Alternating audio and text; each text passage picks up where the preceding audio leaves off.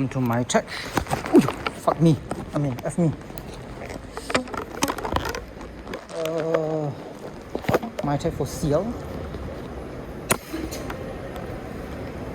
Took me 36 minutes to come here. It's about 12 to 15 kilometers away. Let's see whether I can go into this media, undergo communication. I'm not sure whether it's the same mass comm company or not. Let's go and take a look.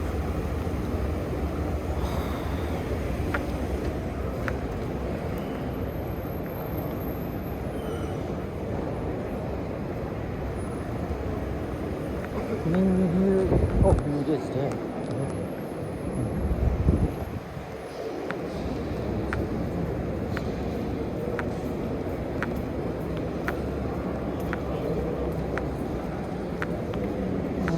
This time maybe we won't get to have some food from the whatchamacallits for the media. I brought Tupperwares, god damn it. Extra Tupperwares.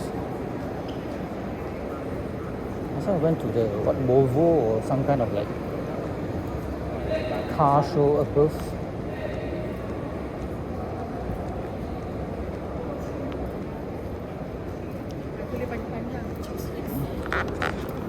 Let's go to the media section. No lunch this time, so yeah, terrible. Brought the Tupperwares for what? How does this work?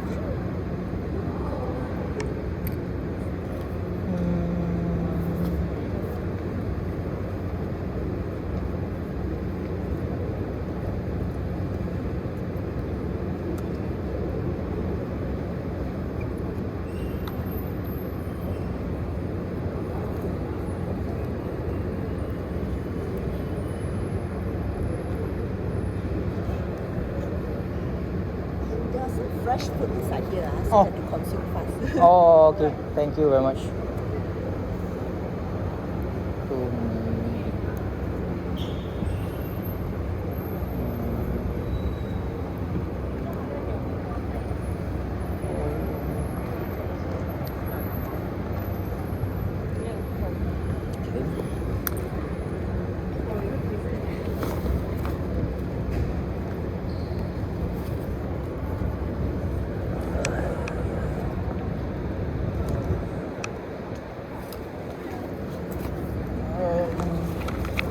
Let's see.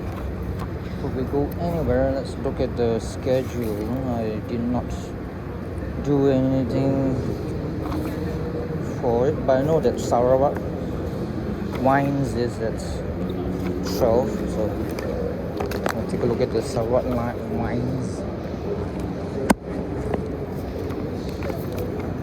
It's heavy.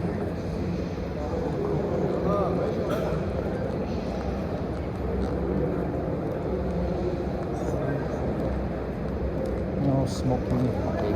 Good.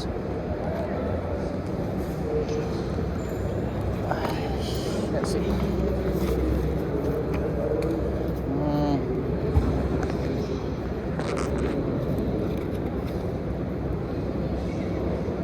So 3 days? Oh. Oh, this time is different from last time. Let's see, there's a whole hall. Inner Mongolia, Brazil, Japan, Hebei, India, Italy, South Korea, Pakistan, all the countries, and China, of course, Turkey, Japan, the chocolate, coffee and bar here. Where's the place to drink? 12, there's a Sarawak thing. It's good to have a physical copy of what's happening. Still, yes.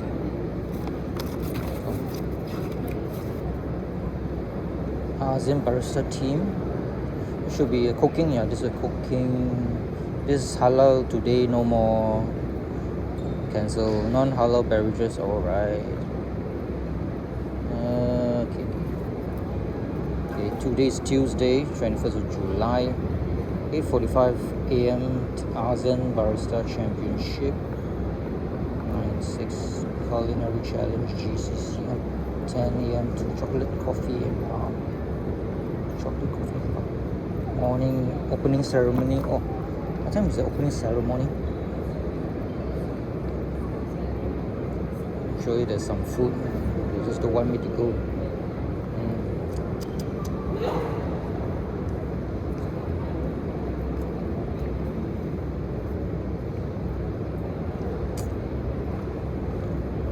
Oh, the sommelier experience, that's the one. Hall 4. Where is Hall 4?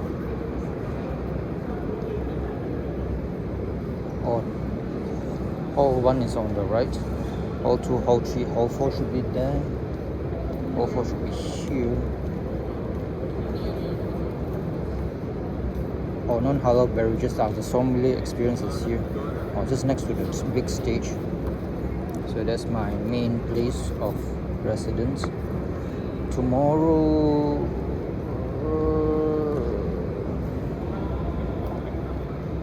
okay, never mind. Chocolate.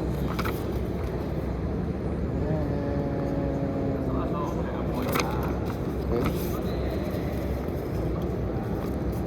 Need this inside my bag. So what do they give today? Oh, cookies, I think. Maybe. Oh, bread.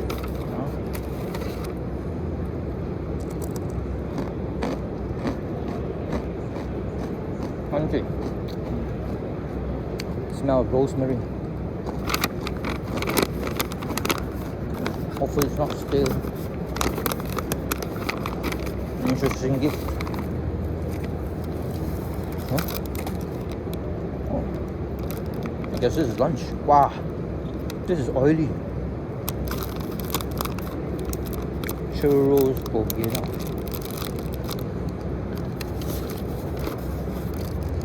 And cookies. What is this? I'm not sure. Better put this one inside some paper wrapping because oily. Oh, what's this? Please find that this meter kit samples offering blah blah blah blah blah. Churros.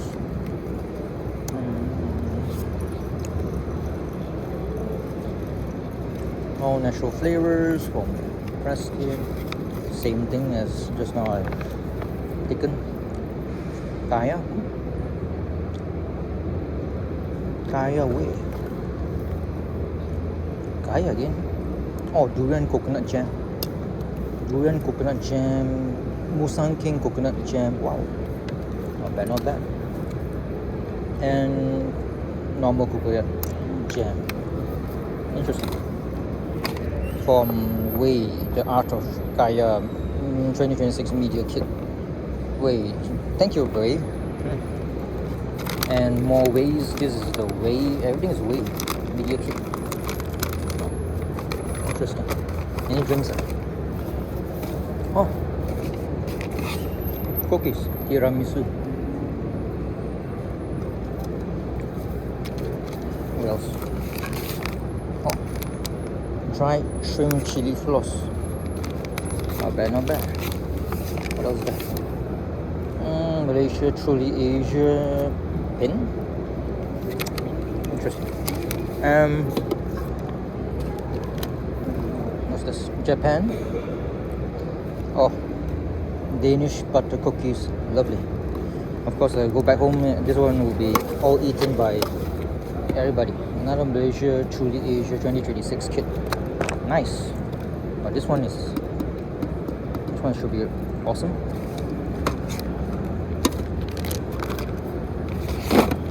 Okay, now I have to put aside the bag as usual.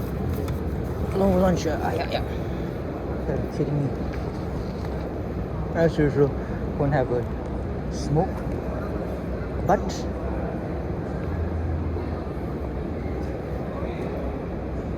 there an exit?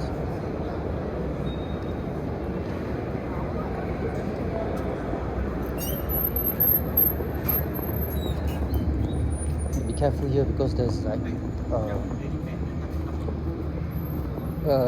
Karungao, aka beaver ants. That's why this place is scary. So I did not bring any drinks at all. I thought that I can like get loads of it inside, but I'm afraid not. I only have water and lots of tapoya. So the first day is always the heaviest out of Kaya.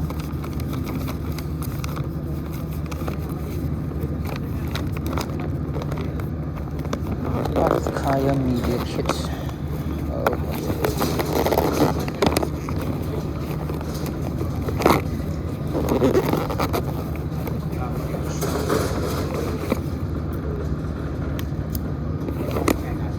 And Danish cookies.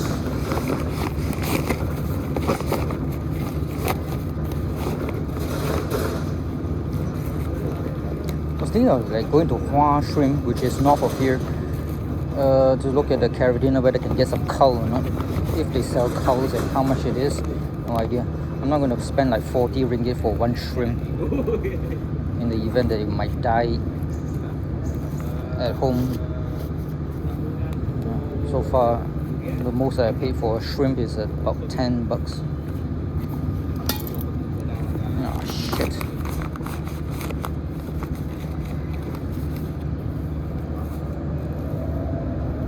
Oh, it's hard to dump inside.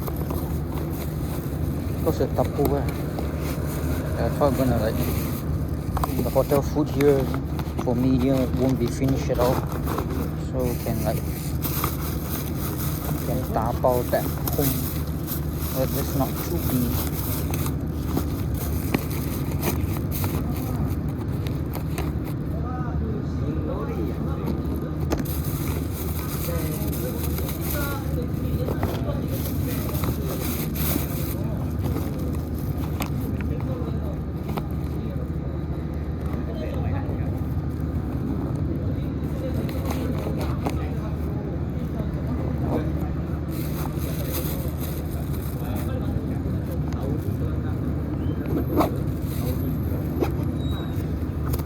Okay, done. Okay, let's go and explore SIAL.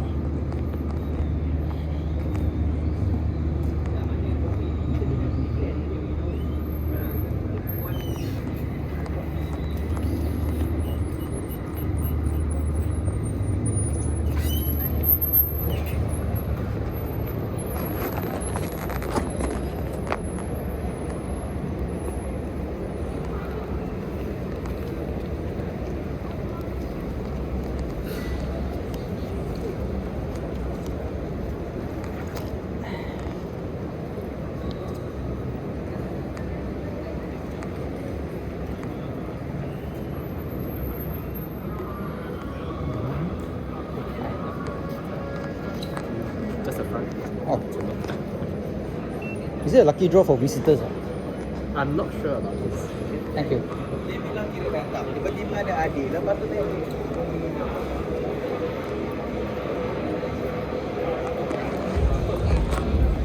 Oh, this is at the end of it. Oh, pineapple and stuff. PKNS.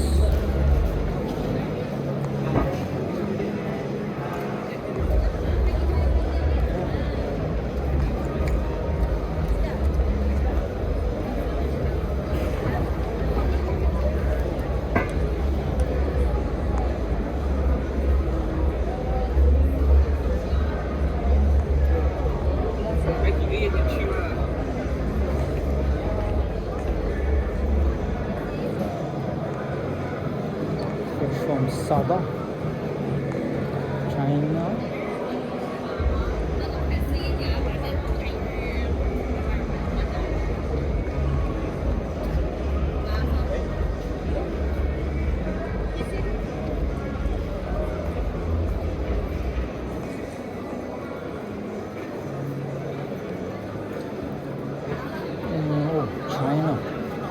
of things in China.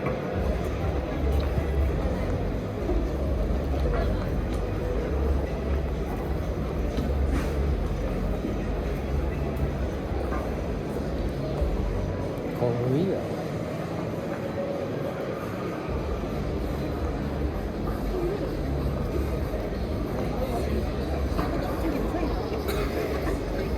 Danish cookies at the end there.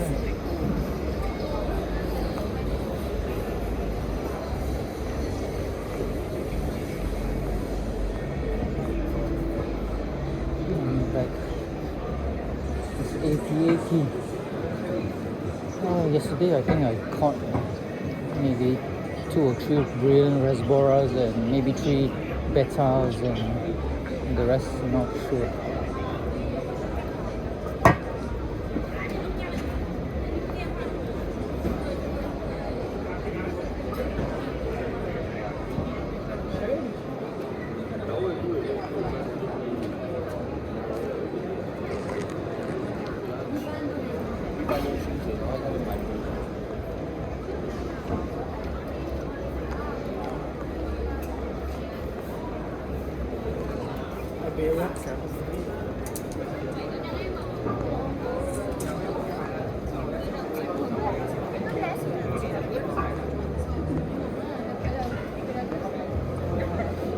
Oh.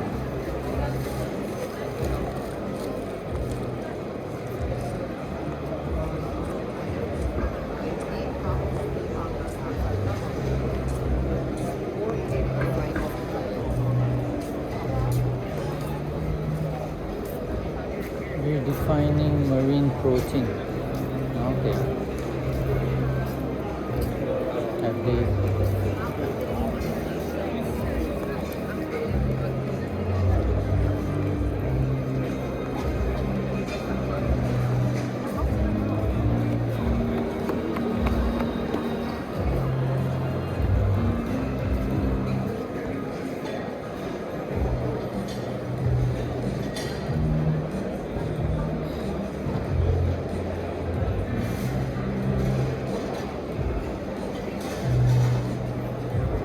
Pirates of the Caribbean.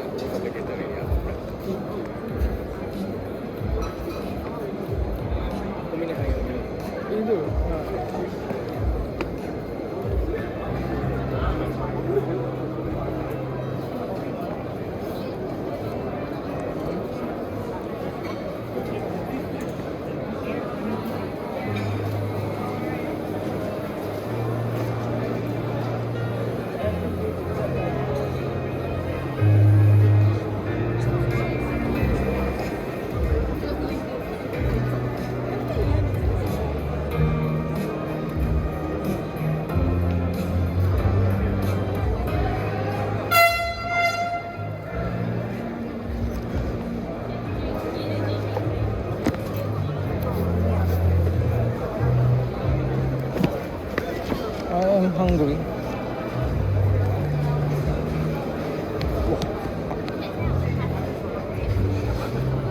Alaskan king crab, Russian crab. Very cool.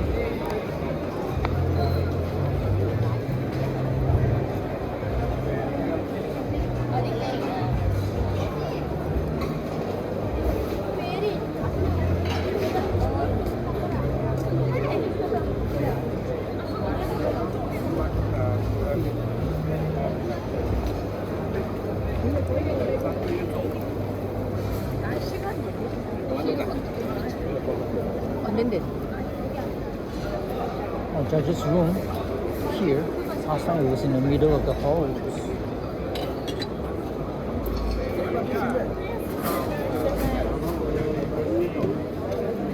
Thank you.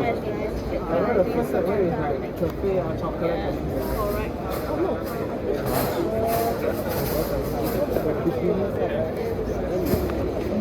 Oh.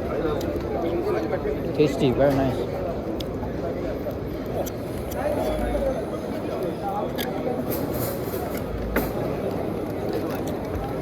Ginger and stuff.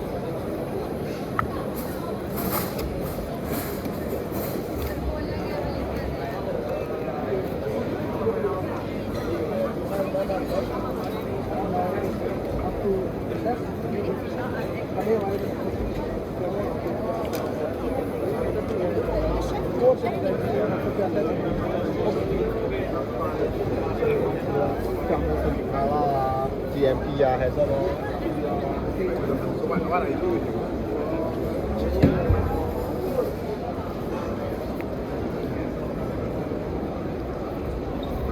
Sommelier experience. Show. Very stiff.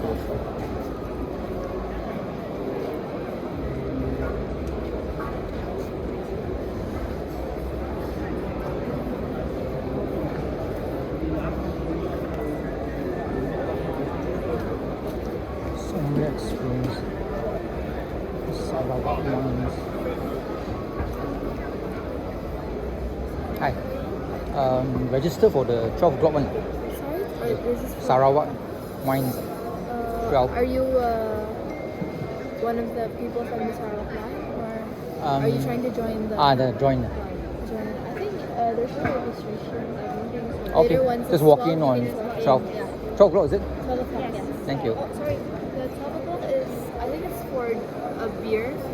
It's still a beer company. Oh. So I don't think the 12 o'clock one is for the wine. Oh, okay. It says that last time it was like sub for Sarawak, email or something like that. Never mind.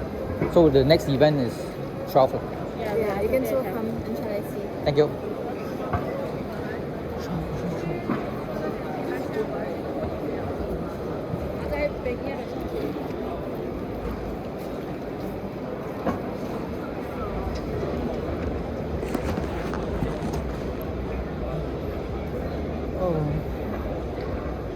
Oh, 4 bra.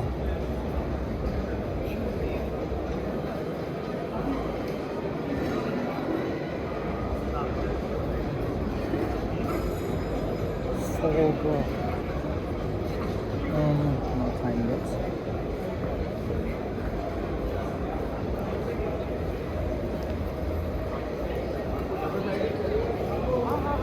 Oh, choice and do.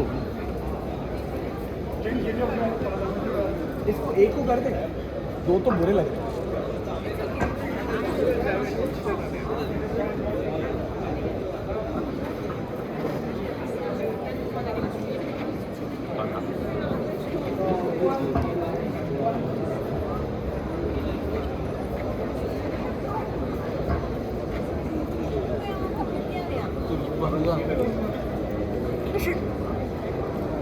那是人家汾酒请的那个，汾酒请的演员。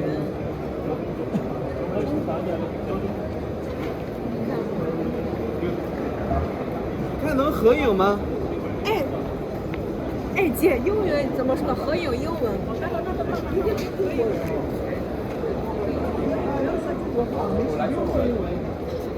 翻译。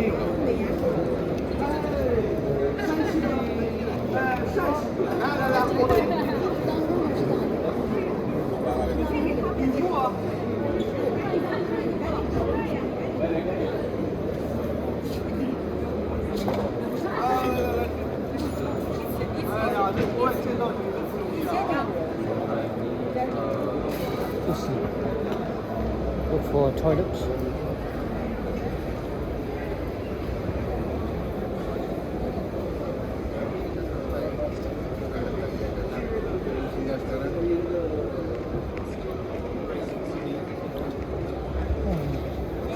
My bag is a bit too full.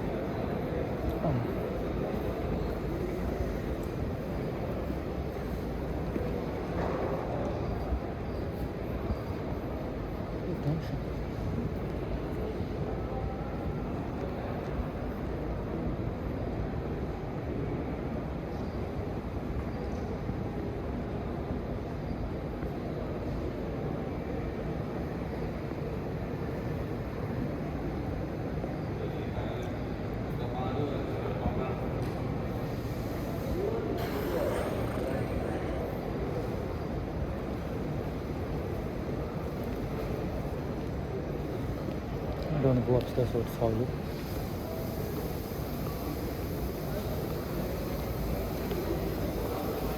Excuse me, where's the nearest toilet? Nearest toilet. Go away, and then you can see this. Okay, thank you.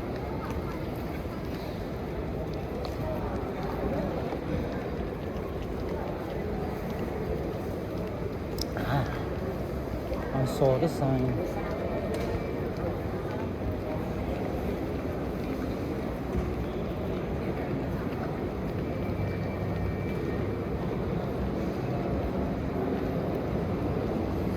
My back cannot take this anymore.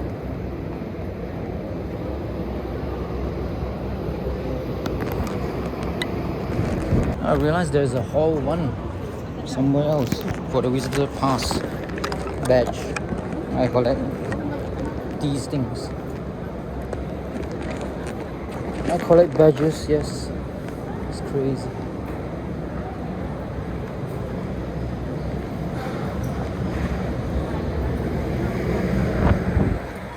Oh, all one is at the end of the same room.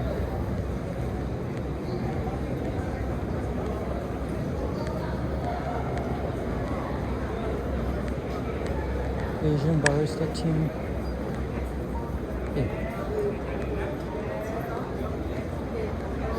No. I have no idea where to collect the badges.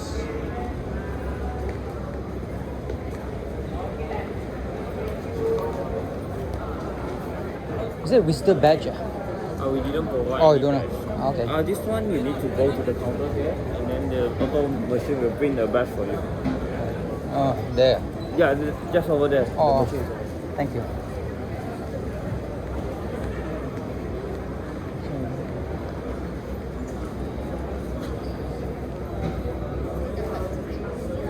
Get a free gift complete business survey. What gift?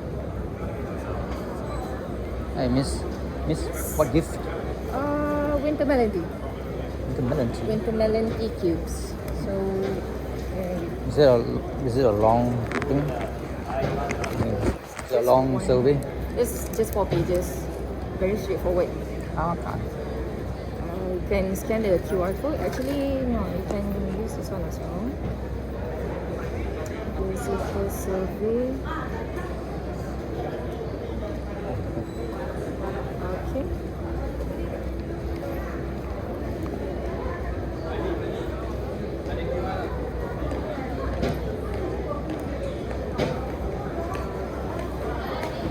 It's a 3-day event, so 40-day we have this, and then tomorrow is different and different. Just cookies. Cookies only. This one is a tea cube, I think. What you call this? Oh. You put this in a pot of water, hot water, and then it will dissolve. Oh.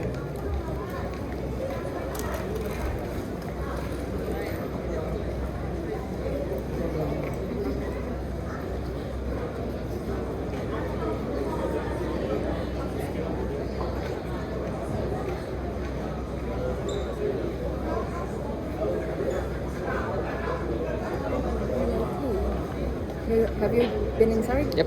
Already.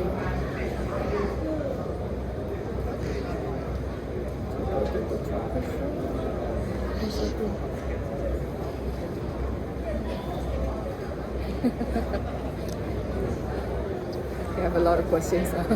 Yeah.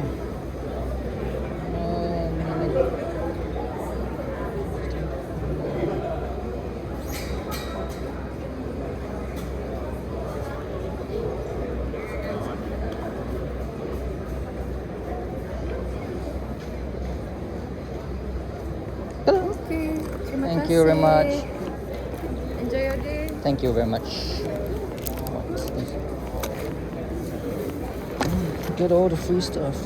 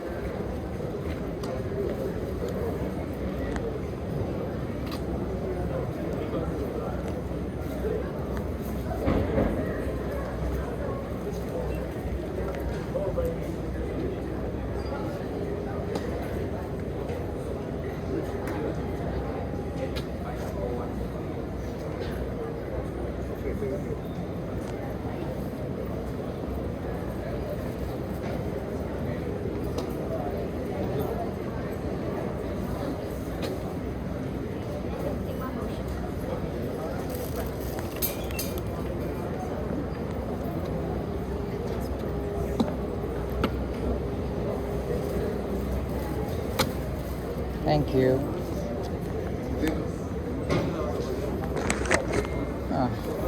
Got my stuff here. Oh, scan.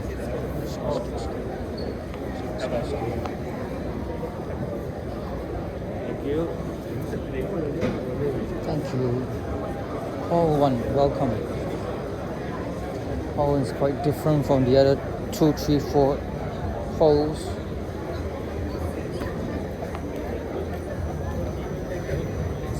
Oh, quite cool here compared to the other places.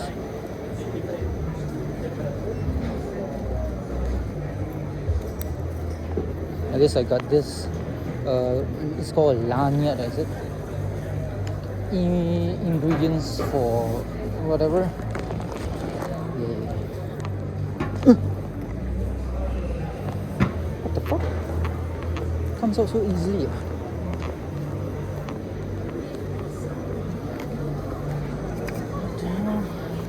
Yes, sir.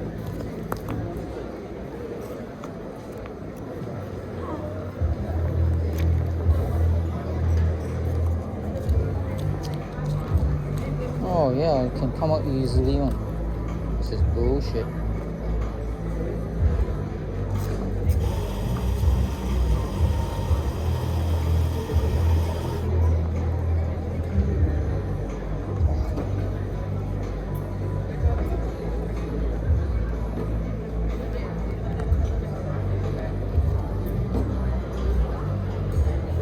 No.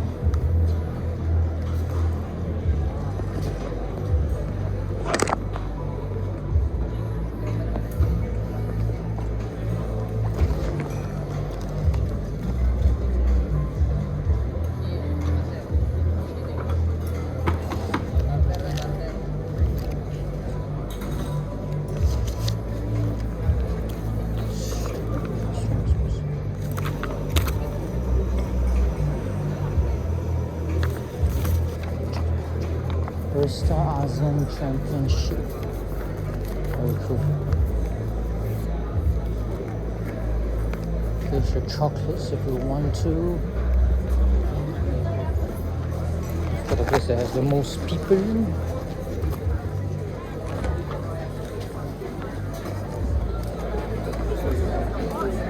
Oh, and some cookies here. Excellent.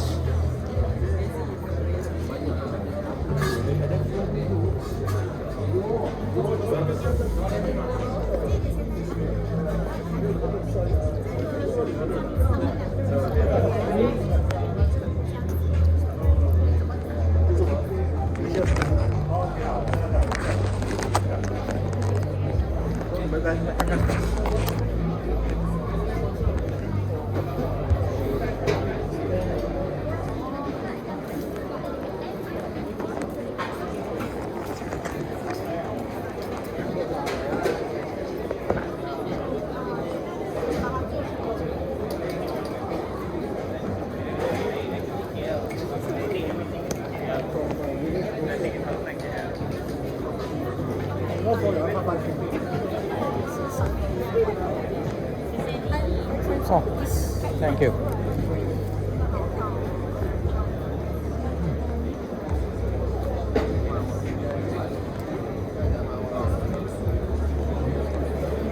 These are also tourist items, but it's our newly released product. You can try it if you want these. Can try? Sure, go ahead. Thank you. No problem. Oh, what's this? Ben's chocolate. Oh.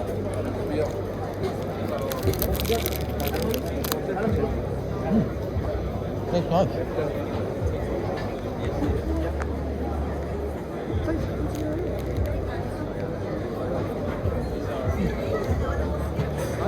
Bitter, bitter.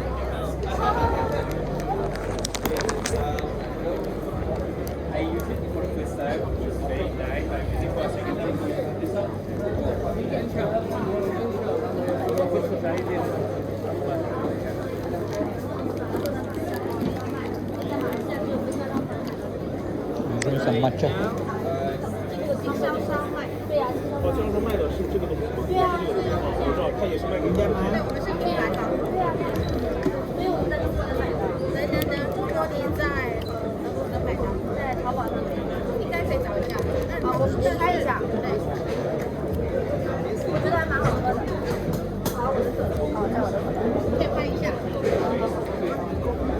Chicha rice. Oh, rice latte.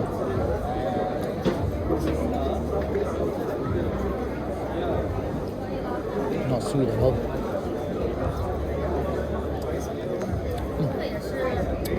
Taste the toasted rice.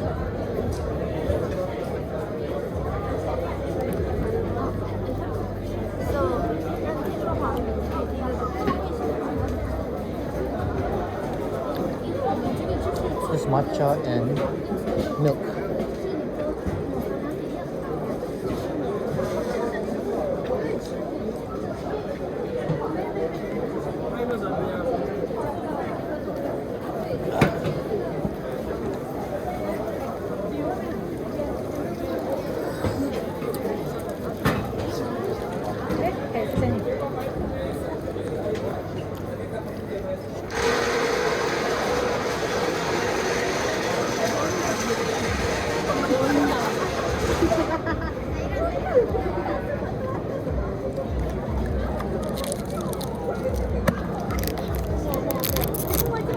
There must be pistachio and cranberry.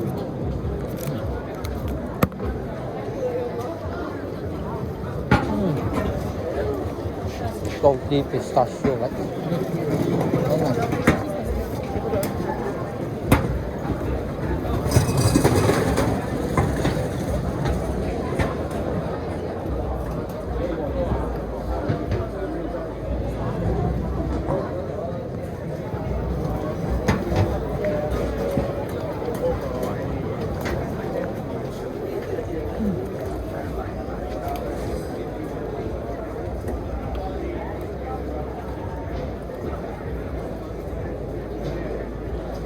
Sunray University.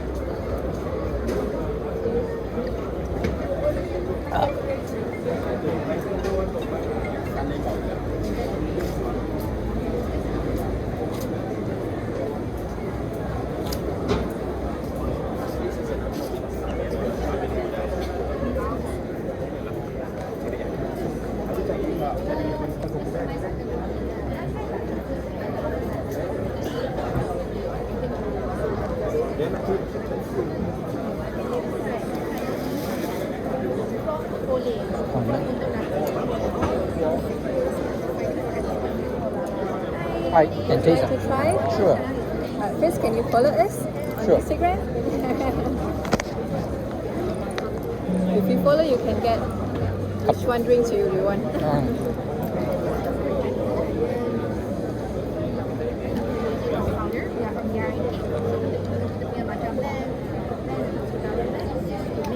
Which flavor you interested? Taro? Taro. Drink hub. Alright, thank you. Drink hub. Oh, new one.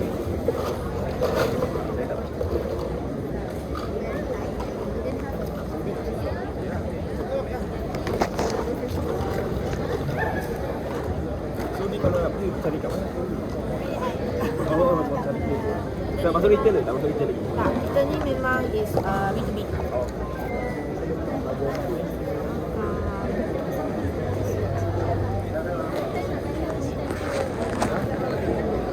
Hi. This Drink Hub is a new company. We are from Gourmet Ingredients, but this time around we collab with Koa. Oh. So this is our product. We focus on B2B, business to business. Do Mm. you own any business? No, media.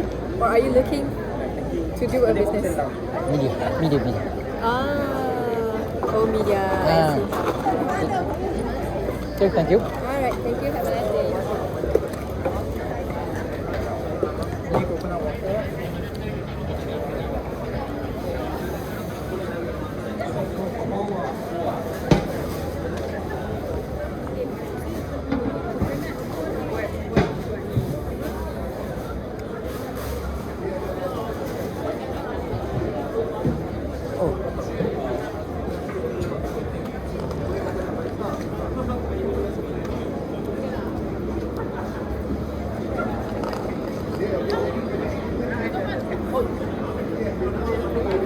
DIY. Hi, DIY. Yeah, you want to try? Mm, Matcha or yam? matcha, matcha. Matcha.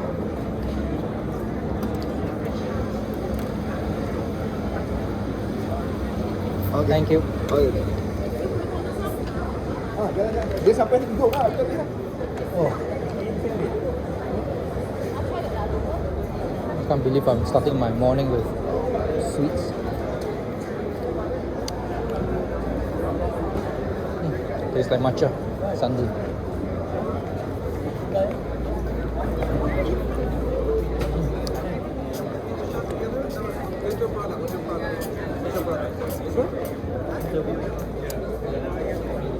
Me a few years ago, they not much matcha, but now everywhere is matcha. It's not too overly sweet. Just yum.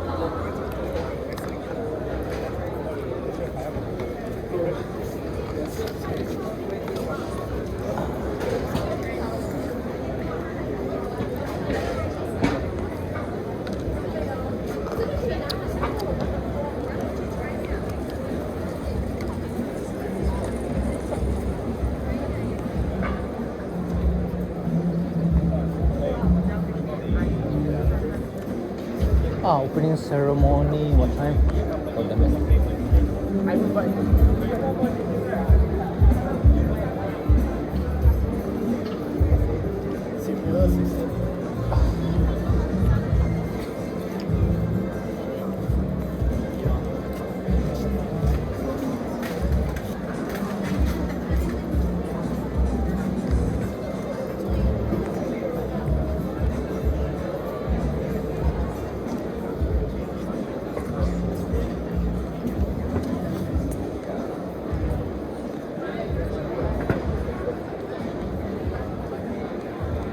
Damn it. This place does not have a lot of rubbish bins.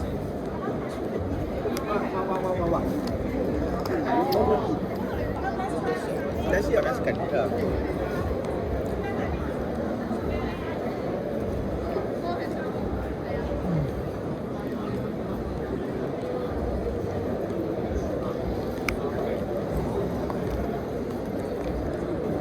Chica milk.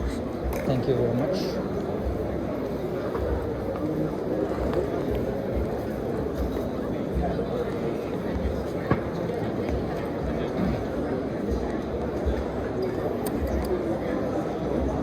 Anything substantial, as in meat.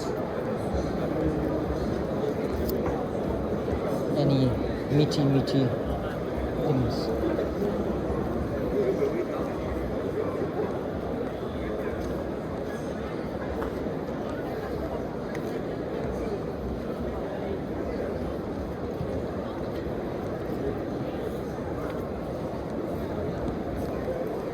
Ah, kaya.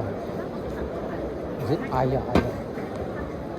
Oh, I remember last time there's a lot of like things to do to get some freebies.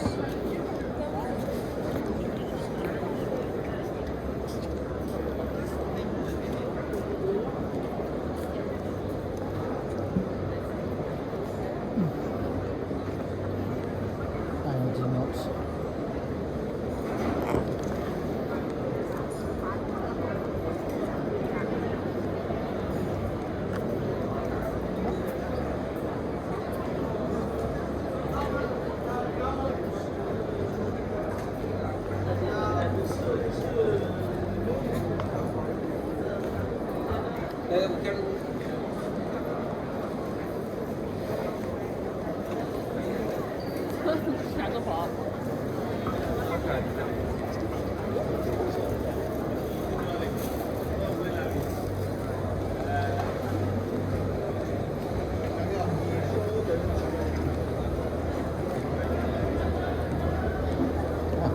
In the beginning, there are stuff here,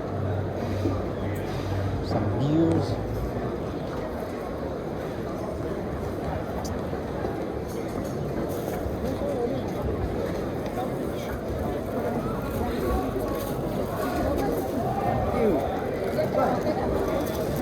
Let's try some noodles and some carbs, Come try our chicken rice. chicken rice. This is Korean hot chicken, right? With Asian ramen. It's quite spicy, yeah? Yep, thank you. Well done. Nissin. It's not the regular Korean one. I'm not got the name of.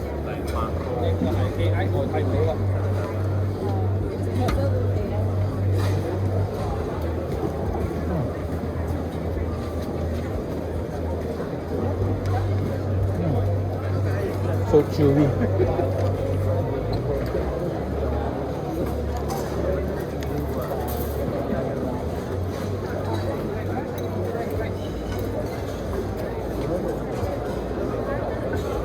Dia ada kategori B, ini kategori B.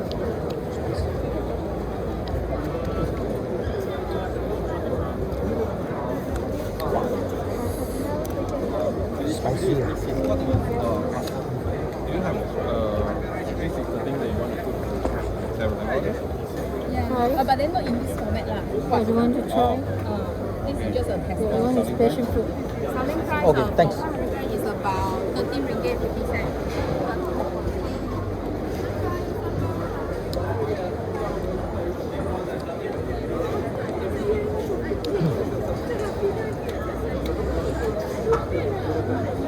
Oh, now you're done, huh?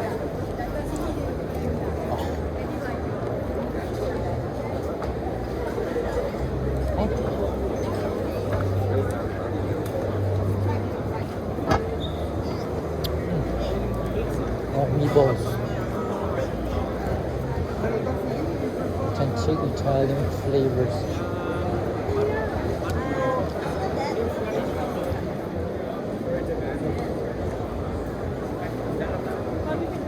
Oh, spicy.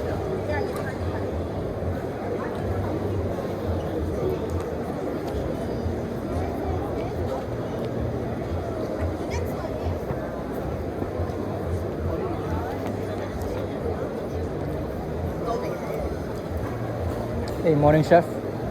Morning. Oh, hi. Hello. You went to Ipoh, right? Yes, For I the. For the road show. Were you there? No. Are you going to Cameron Highlands for another Q Pie thing? No. No, I don't think so. Not Cameron Lines, but for Penang. Penang. Penang, yeah. Oh, cool. Yeah. Nice. The upcoming Battle of the Chef. Oh, Battle of Chef. Battle of the Chef. Oh, at Pisa. And Spice Arena. Spice Arena. Spice Arena. Okay, good luck. Thank you, Sierra. See you.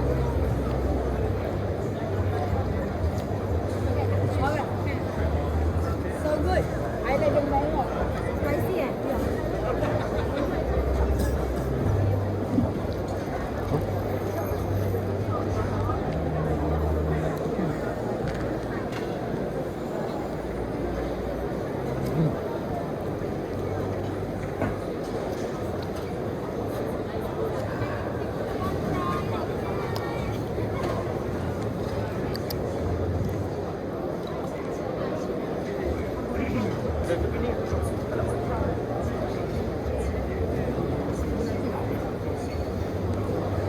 Oh, I need something.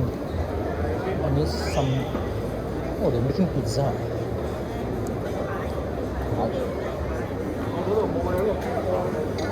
Pizza. 哎，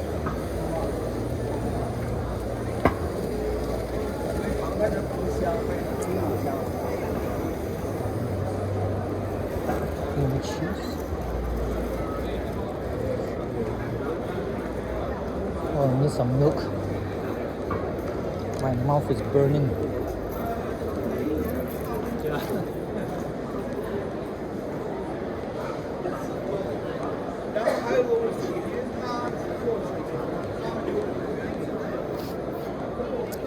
No fried stuff.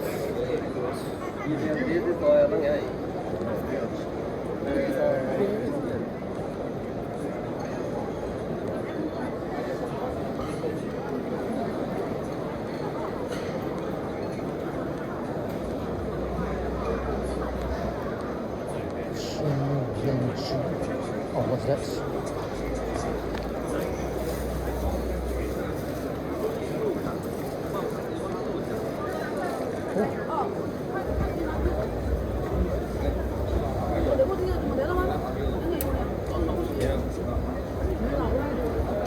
Taste some of these noodles here. Possible. 一块吃啊。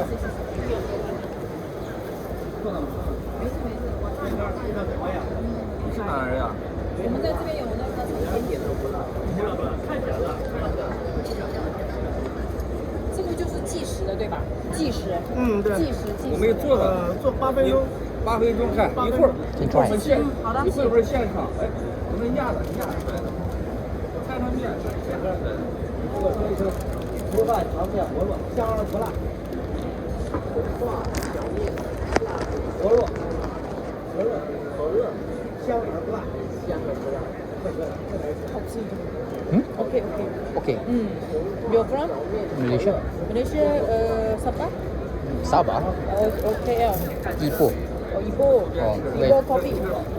Ah, yeah, I guess so. What about you? China. Oh, 看的， which part of China?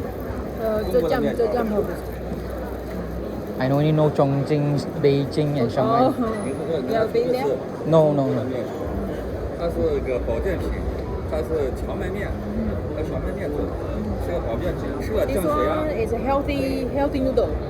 吃了降血压、降血。 Oh, buckwheat. You see, boss asked me just that to you. Oh, Zhonghua Hele. Healthy noodles. Oh, you're selling the noodles?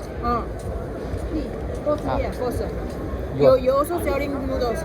No, I'm the supplier, sourcing. Oh, supplier. Global sourcing. 它是个荞麦面粉做的，降血压、降血脂，吃的是保健品。 Someone have like the sweet is higher or something is higher, then eat these noodles, then will come. Oh, diabetes. Yes, diabetes. 对对，这保健品多吃点。 Oh, You thank can you. eat more. Oh, yeah, sure. Thank you. So your office is doing food also? Yeah. Noodles also? No. Medium. Oh, medium. Ah. Which company medium? YouTube. Ah. It's local. Malay medium. Malaysia. 它是 No. 那个 YouTube. YouTube. 啊，YouTube 有效不？ Ah, yeah. 他是做那个自媒体的，你叫他给你播一播。啊，一个播一播。对呀，You help him to can. Yeah, advertise. Okay. For sure. 他是当地做那个自媒体这块，媒体这块。 Oh, do you have a Yeah. template brochure? Where to find you? 哦，你们的那个产品介绍哪里可以找到你们 Website telephone, mail. 中国，你查一下中国陕西成化河洛，名片呢？名片有吗没带名片。 ？No business 是。Maybe you ask next time you find me 吧。Tomorrow. 你吃完了不拿手机把这拍下来。 You can take the picture. 哦。The factory. 把这几个图片拍下来，它的有制作工艺，有取得了这个认证。中国荞麦之乡。 This is the one of the culture food. A very long history. You eat first. You eat first. 让他先吃吧。吃完后再拍，先吃。我刚才我跟他说这个是文化遗产。有写吗？ Try this. 味道如何？ Nice. 很好吃。很好吃啊。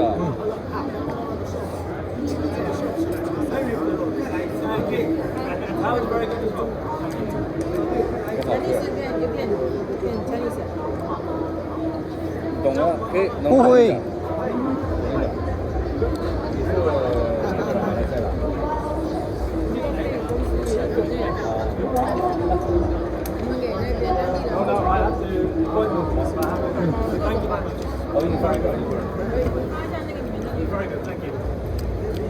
Nice. Very good.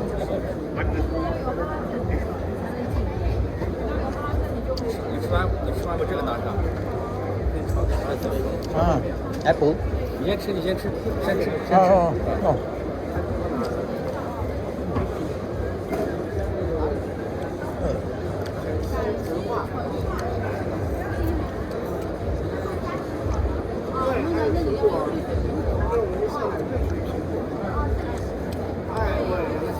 Which part of China is this? North, south, east, west? North. North. Cold place, yeah? Winter. Oh, Sesame. Very winter. 你们在北方哦。我们在陕西靠北咸阳这块儿。哦，河北 I know. 河北。No. 跟河北近吗？没有，不近。No. 陕西咸阳。 在哪个方位？在near的北京。北京。跟北京近的吧？跟北京不近。你地图西安知道吧？你知道西安吗？不知道，他就去过上海。上海还有重庆。北京的北边呢。Okay, near Beijing. Beijing and the north of Beijing.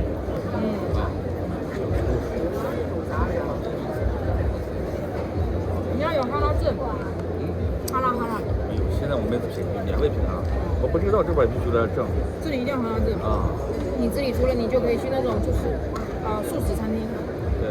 推广。我是咱政府部门的，在企业，我免费要吃。哦，你们是政府部门。我跟你加个联系方式。哦。谢谢你啊。没事。What's your name? Jenna, thank you very much. You have a business card? No, I only have YouTube. Sure. I add your WhatsApp first. WhatsApp. Oh, 谢谢你。Oh, thank you. I send you my business card. 你是博主 ，Our Chinese we call 博主 YouTuber KOL，有 KOL 了。我加他，他把那个YouTube 我的手机呢？拍照视频我都给弄了一套。这样就不信。我给他那个瑞士的苹果呢，我认识。这个 Apple， 我们现在都生产的 Apple 呢。Apple。我是国业的中心主任，负责我们全县的苹果苹果呢。喂，我 scan you 了。你需要苹果这块需要的，我给你到联系。苹果就是这样子的，它这边我们还有红苹果，几种苹果，我跟你说。如果你吃蒜泥的话，什么呀？地道。还有红苹果，Oh, 哎， thank you. 两个苹果，一个红的，一个绿的。 Oh, you also sell these apples. Yes, he's Oh, the manager, the culture, the country, the city, whole the apples. whole he city. manager. Oh, He have power. power. Oh. Power. Government. 哦，我说你是政府部门的。啊，对，我这个我都是管这个苹果的，全样的苹果的。 China. Whole the apple he manager. Oh, cool. What about buckwheat? Oh, under him lah. Yes. This one also one of the part under the government. Oh, This one have a long history. long history. Yes. Next time you go his hometown, you can call him. Government. 我说下次去你那边陕西，他跟你联系，你可以带他。带先把我们把你可以带到陕西，陕西的兵马俑啊，陕西的华山啊，陕西的这个什么很多的地方，兵马俑还有这个我知道嘛，都是名胜古迹。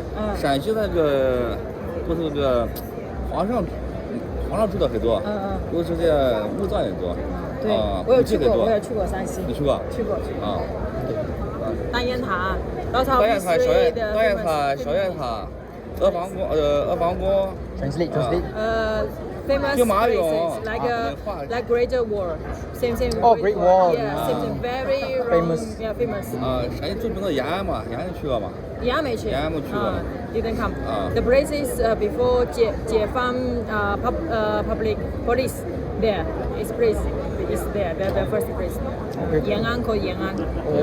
Okay, thank you, Mr. 你姓什么？我姓王，王 Mr. Wang. Mr. Wang. 啊，王恒 Thank you. 谢谢你 Thank you. Okay. Thank you, Jenna. Thank you. Okay. 行，谢谢你了。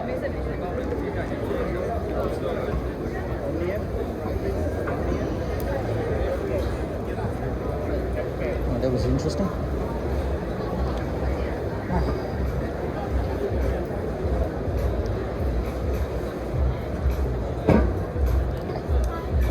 I don't think I was on the list. It's right down there.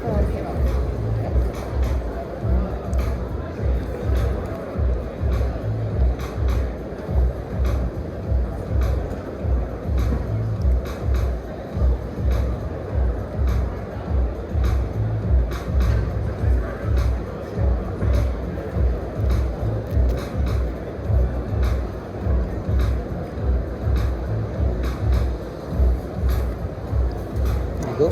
Thank you. Thank you so much. Left.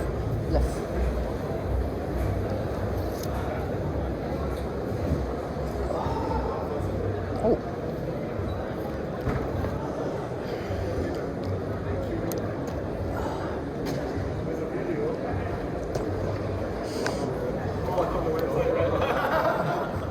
Oh, let's see. Too bad I did not learn Mandarin, but he's from North China, North Beijing, CCP, I guess. Apples. Like New Zealand apples, I have nightmares of collecting them.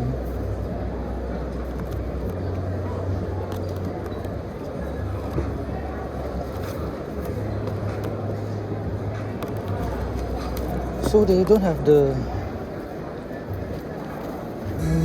media like last year. There's no big wig, I think, for the opening ceremony like last year, where there will be some, what you call it,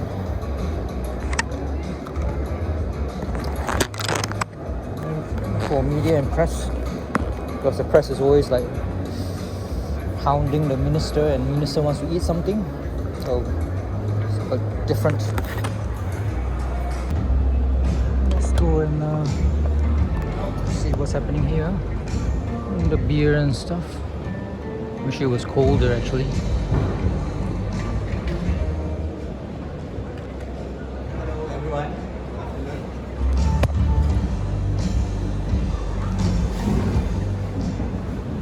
Welcome to the 1602 Masterclass. I'm from the White Hub. I'm Spoon Liu. I'm thrilled to be your host today. And today is all about discovery. We aren't just here to taste the beer. I know most of you just waiting to taste the beer, but just give me a sec, okay? I have my job to do. I have my task done. So I have to finish read all this. I know it's lunchtime. I promise I will be quick, okay? And we are here to experience a story written in the sky.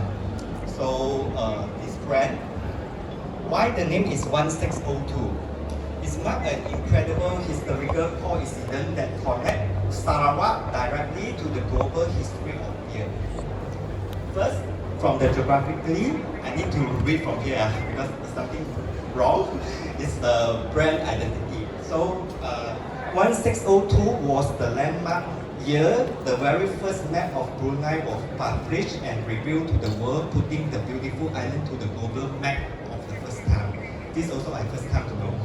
The Borneo, the island, appear in the global map on 1602.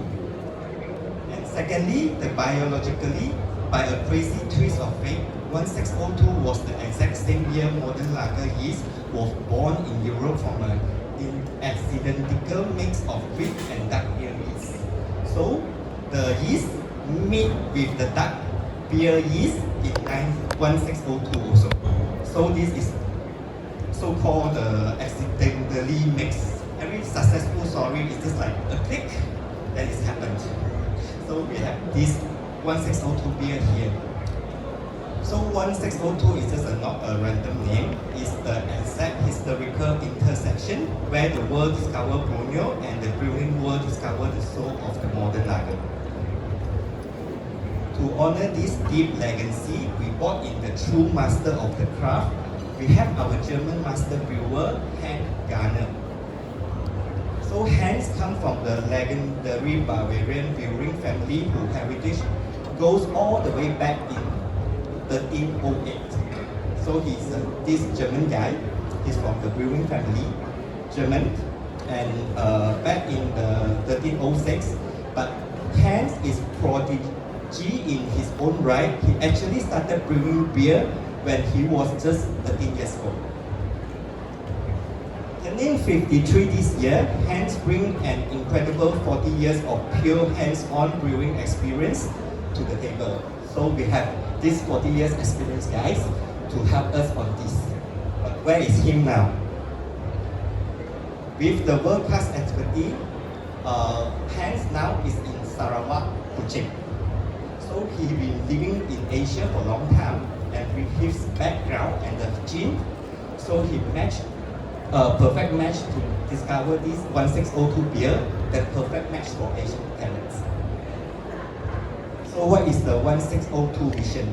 It's a massive yet deeply rooted to become the pride of Sarawak and the premium craft beer ambassador for Borneo, providing the world that our local craftsmanship can stand shoulder to shoulder with the global giant. And the mission is simple. We want to get this fresh premium quality craft beer using state-of-the-art tech while celebrating and uplifting our unique local culture, flavor, and community. So in short and summary, we have the expert from Germany combined with the local Malaysian taste. And today we have this 1602 beer. We have flavor. Later we will have our partner from Megabond to perfect match the Sarawakian local dish to pair with the local beer taste. But before that, we will play a video to show the 1602 to you.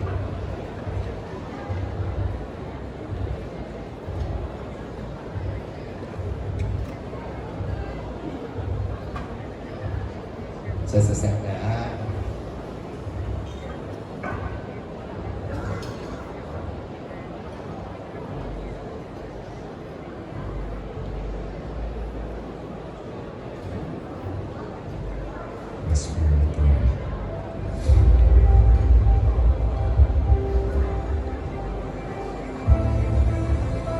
Introducing the 1602 Craft Series. Brewed locally, crafted with character. Lager, smooth, crisp, and refreshing. Perfect balance for every moment. Pale ale, bold, aromatic, and full of flavor. A taste that lingers and invites another sip. Extra dark, rich, deep, and unforgettable. A darker brew for those who crave intensity. 3 brews, 3 personalities, One craft tradition, 1602 craft series. Taste the craft. Taste the moment. Okay, beautiful, right? Beer is about to taste, not to watch. I know you're thirsty.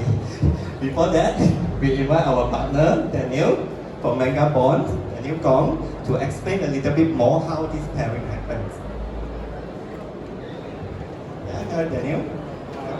Yeah. Hi everyone, welcome. My name is Daniel. I'm from Vagabond. So basically a quick story about Vagabond. My business partner and I, we met in the Kuala Lumpur in Melbourne. Quickly became best friends, and then at some point we decided that we wanted to come back to Malaysia to start our first restaurant. So this was about a year and 8 months ago. We're coming on to our second birthday soon. And basically, just for a quick gist, we do a lot of Sarawakian ingredients. So I was born and raised in Kuching, and we try to pair it with international cuisine, generally French or European. So I also did a craft brewing course in Australia at the same time that I was doing my culinary school. So it's a 3 days, 4 days thing. So it was the best course ever. I spent most of my Wednesday mornings just rocking out to university, drinking 6 different types of beer, learning what the differences are. And so because of that, I've always had this very keen interest in developing my skills and knowledge in pairing beer and local food. So when I found out that 1602 was being brewed in Sarawak, I was super excited as well. I've basically been tasting many different renditions of it up until the current version that you're tasting today. So like he said, Hans Gerner, German brewer. So all his original recipes were very full-bodied, very strong, very classic German. And funny story, when the first versions of the beer came out, they were all about 5%, 4.8%. And for those of you who haven't been to Sarawak, the way we drink beer is like quite fast. So the beer never stays around. Everything is one glass and we down it. So the problem was people were getting drunk too quickly. And so we had the 1602 had to fine-tune everything to fit the local palate more. So what you see here is really Sarawakian style of beer and flavor with German technology. All right. I hold them too long. Thirsty, make them too thirsty to drink that, right? So which means like you like hands to continue the spirit, to find the perfect match local food to pair with the beer. Yeah. Okay. So the first one we are starting with the smoked lager. So the first dish what we are going to eat. Okay, so to go with the smooth lager, you guys will notice that it's very, very mild in flavor. It finishes slightly sweet on the end. The aromas are sort of tropical fruit hoppy with a little bit of citrus. And so we decided to come up with a seafood dish to pair with it. So we have our own local version of ceviche. It's called umai in Sarawak, and normally it's made with a white fish. So for our version, we use squid because we like that chewy texture. And we came up with this sort of Thai fusion where we serve it on mian kam. So mian kam is also known as betel leaf. It's that flavor that you get from patap patap. I think it pairs very well with your beer. So if you guys would like to go ahead and start pouring. Yeah, they are pouring. So now how we taste the beer? Is it like wine, then we have to sip first, or one shot? Okay, I would say for this one, really like give it a little smell. The aroma is quite unique. It's not something you generally find in your Carlsberg, Tigers or Heinekens. And then I would say save a little bit for the end. You want to eat the main kam in a mouthful. It'll take you a little while, but wash it down with the beer. So now we are serving the food, right? Which are the first one? Yeah. So the main kam is on the beef.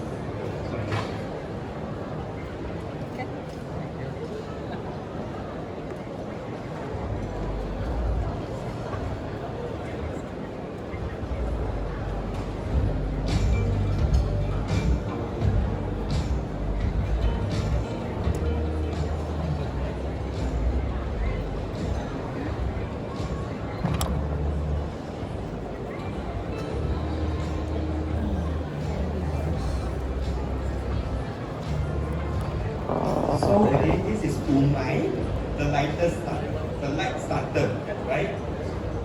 So it's a traditional Sarawakian like raw fish. So it's a fish. This is squid. Squid? Yeah, not fish. That's Okay. our difference. We wanted the chewieer texture. Okay. So supposedly, traditionally they use fish, but you are using squid. With the lime and chili. So it's a bit spicy. Just slightly spicy, mostly sour. So now I saw you all have already tasted the food. Is it nice? Oh, you all hungry. So after they chew the food, then you have to drink seaweed. Alright. A sip or the balance? You can drink the balance if you want.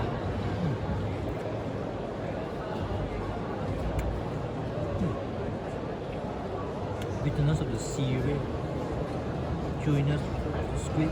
Okay, I have questions. They asked, is it that the beef can be eaten? Yes, the leaf can be eaten. Yeah. Sorry about that. Use the leaf to pick up the polish. So you have to Peppery eat taste all of the the local pepper. way using your hand, wrap it, and eat. The pepper seaweed. It's like this, not too salty. Good? Right? Oh, okay. This is your first experience? You like it? Yeah, already perfect. Thank you. Fishy? No, right?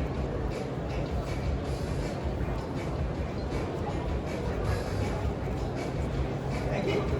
Yeah, so we figured that very light lagery flavor would complement the sourness of the wine very well. It's almost like a healthier drinking snack. So you know how normally we eat spicy stuff and deep fried stuff? I think this is just like a much lighter version.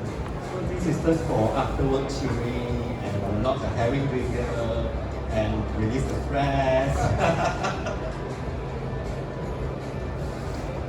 All good. How the beer? You all like it? Smooth? Because it's smooth lager, right? So we generally find the smooth lager to be the most, I would say it's one of the more popular versions. It's like very distinct from the lager and super light. If you guys have had Tiger Crystal or Carlsberg Smooth, I feel like this is a slightly fruitier version of the aroma. Okay. So you're finished, then we will go to the next one. You ready? Anyone have a question on the beer or the food? Good. Okay, then we are go to the next one. Yeah, sure. Yeah. Alright, so Next will be the lager. Okay. coming up, this is our full body lager. This one is, again, it's a little bit hoppier, it's a little bit more bitter. Yeah, it doesn't finish as sweet, but still has a very nice like malty aftertaste to it. So this will be a classic lager, the kind of drink that, I would say it's very old school. So this one will be like more body compared with the smooth lager. Correct. Okay. But it's still smooth, right? It's still very, very smooth. So beer don't speak, they only can taste. Let's go for the second one. Do you need more? No, working. It still can work.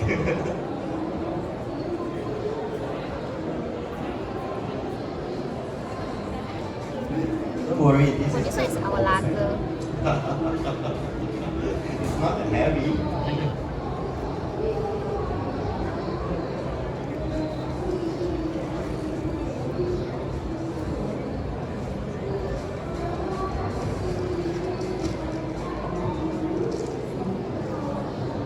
Hi, welcome. Don't worry, we just go on the second one.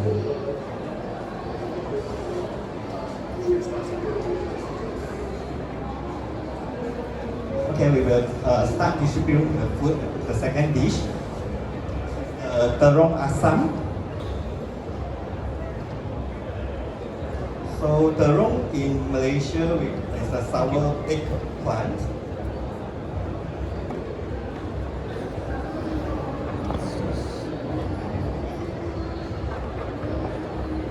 Alright, so you see people like distributing all these little bits of toast. So this one we had a slightly Italian inspiration to it. So generally you eat a lot of ricotta and tomatoes together, tomatoes and white cheese. So the very interesting thing about this eggplant, so it's only found in Sarawak. It's a native eggplant. It is usually used in soups, so we generally cut it up. It's got the same spongy texture, but what we've learned at Vagabond is that if you cook it down very, very slowly, it almost becomes like a fruit. So the sugars concentrate, and actually you end up with almost something like a peach by the end of it. So these are very, very seasonal. So to make it last, we've turned it to a jam. So yeah, we call that just to smooth everything out and give it a little bit of richness. But what you find is that the jam on top is like slightly sweet and sour. And I think that just contrasts with the bitterness of the lager very, very well.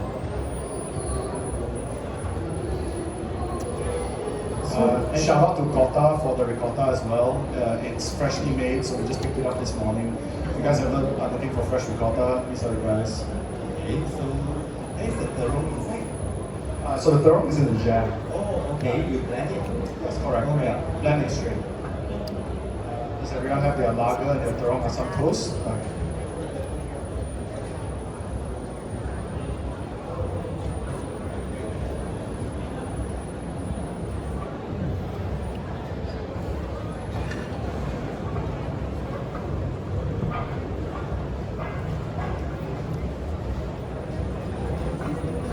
Want to join? Yes.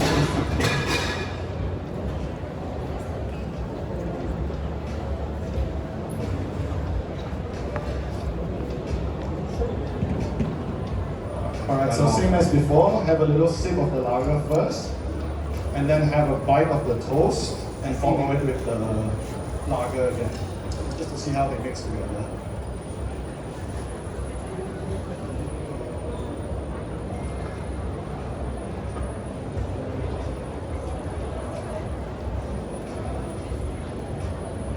So this one will be like Spanish tapas, like in one bite, or you have to be. I think you're gonna have to eat it in 2 bites. Or 2 bites. One bite for me because my mouth is quite big, but don't feel any pressure to it. So everyone try this challenge can be like 1 bite.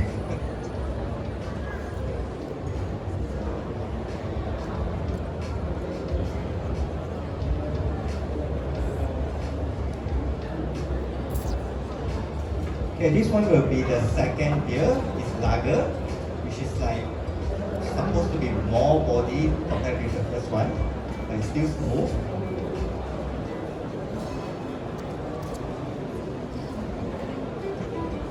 So do you all taste or feel the difference from the first one? Yeah. How stronger? So which one you prefer? Oh, you really love beer lover, yeah. This is good, nice. Surprisingly, right, Malaysia can do the best beer.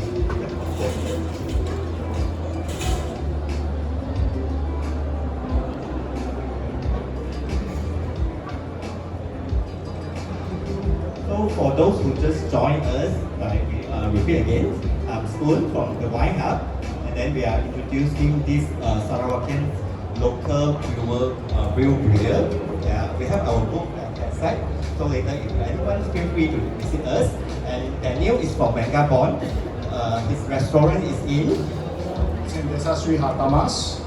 Yeah, so he is perfectly admin, our chef. They both of them are very hard to introduce the Sarawakian food and pair it with the local beer or wine. Daniel himself is coming back from Australia. Main stage, which is located at Hall 2. So good afternoon, ladies and gentlemen. I hope you're enjoying yourself here at the Food and Drinks Malaysia Kerajaan. And of course, ladies and gentlemen, continue to dialogue, innovate, and collaborate with one another. And of course, we will love to have everybody seated and come here for the opening ceremony. Okay, so sorry for the interruption. We continue to the third one. Actually, before we continue, can we get a quick show of hands? Who preferred the smooth lager? Hands up. Okay, interesting. And who likes the lager? I think we have a clear winner here. Okay, there are 2 more to go. That's true. That's why they ask, they like all the beers. Okay, so we go to the third one. You all ready? We'll move on to the third one. Yeah. So the third one is pale ale. It will pair with the Sarawak Laksa. That's correct. So not to be confused with an IPA, which is generally a lot hoppier. So this is your more standard pale ale. If you are familiar with craft beers, it's a little bit closer to an extra pale ale. It's still a little bit more full body than the last two, so you'll notice it's a little bit syrupy. It drinks a little bit almost thicker. Again, so this I think matches up really well with our Sarawak Laksa. So Vagabond's become quite famous for it. We use a very like extra gelatinous chicken and prawn stock, and then instead of just straining off the prawn shells, we actually blend it up like a bisque. So I think these two textures go very, very well together, and the sweetness and that full bodiness of the pale ale will stand up to the laksa soup. I think they will, no worries, they will like it. They should like laksa and captive. And also, this one, like as you say, it will be stronger, which means there are more flavor and more aromatic, right? Correct. So it's supposed to have a more floral and fruity scent.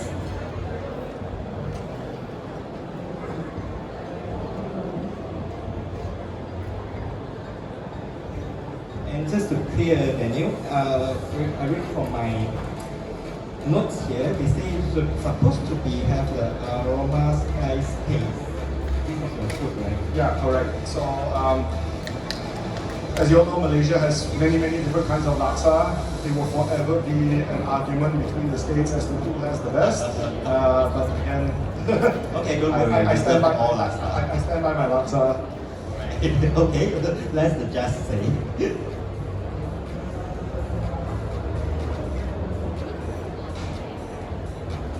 We are ready, right? Yeah, coming up.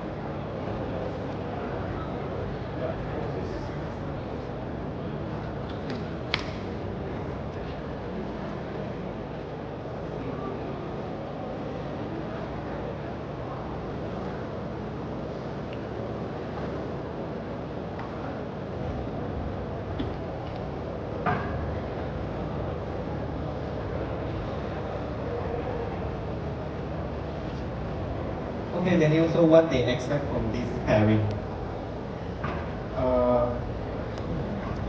So for this pairing, if you guys have all noticed that the color is exactly as I described earlier, it's a little bit stronger, a little bit more full-bodied. I hope no one finds the laksa too spicy. It's a little bit hard to distribute the oil when it's such a small bowl. So for the spice paste, it's very, very complex. There's like over 20 different items in there from various different types of ginger, garlic, onions, coriander, general stuff, as well as dried spices. So I think together the pear just adds that extra little bit of fruitiness, which is kind of the only component missing in the laksa really. And so if you've noticed, everything else that has come before this has a slight twist. I don't have the courage to put a twist on Sarawak laksa. Let's just say that my ancestors will be very disappointed in me. This is as classic a Sarawak laksa as you can get. I can see their expression. I think they enjoy it, and I believe that the pale will be toned down or neutralize the spiciness. Right, it's supposed to be right. So how you all find it? Is it good? The laksa and the beer, the most important. That's the pairing work. Yeah, that's the magic moment. So you all, so they should drink the soup and then next drink the beer or how? Yeah, that works actually. And generally when I eat the laksa, like I drink the soup down to the very last drop. It's probably not great for my heart, but yeah, do it with the beer for sure. So I think this is a very Asian, especially Southeast Asian way, right? It's a soup and the beer.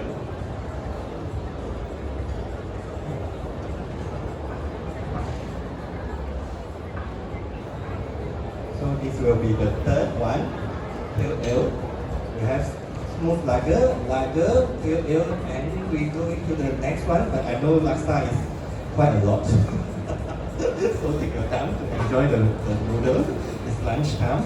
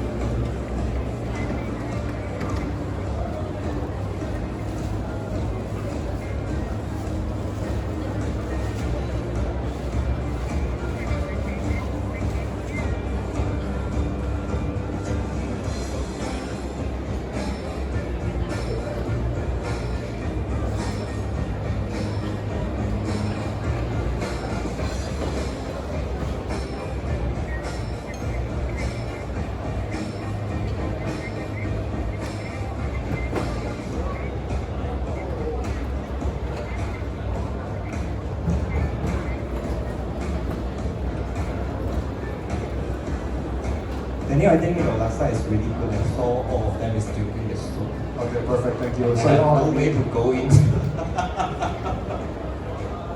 Yeah, so a few quick fun facts about this beer. So generally, beer contains 4 ingredients only, and because Hans is German, there's like 0 preservatives in any of this beer. So I don't know if any of you noticed, but this beer gets really fizzy and then it goes away. That's because there's usually there's an additive put into beer to maintain what we call the head retention. So when you see that foamy bit at the top, two reasons. If you're gonna achieve that naturally, you need to add a lot of protein to the beer. And so the way they do that is actually through adding a specific kind of malt called a dark malt.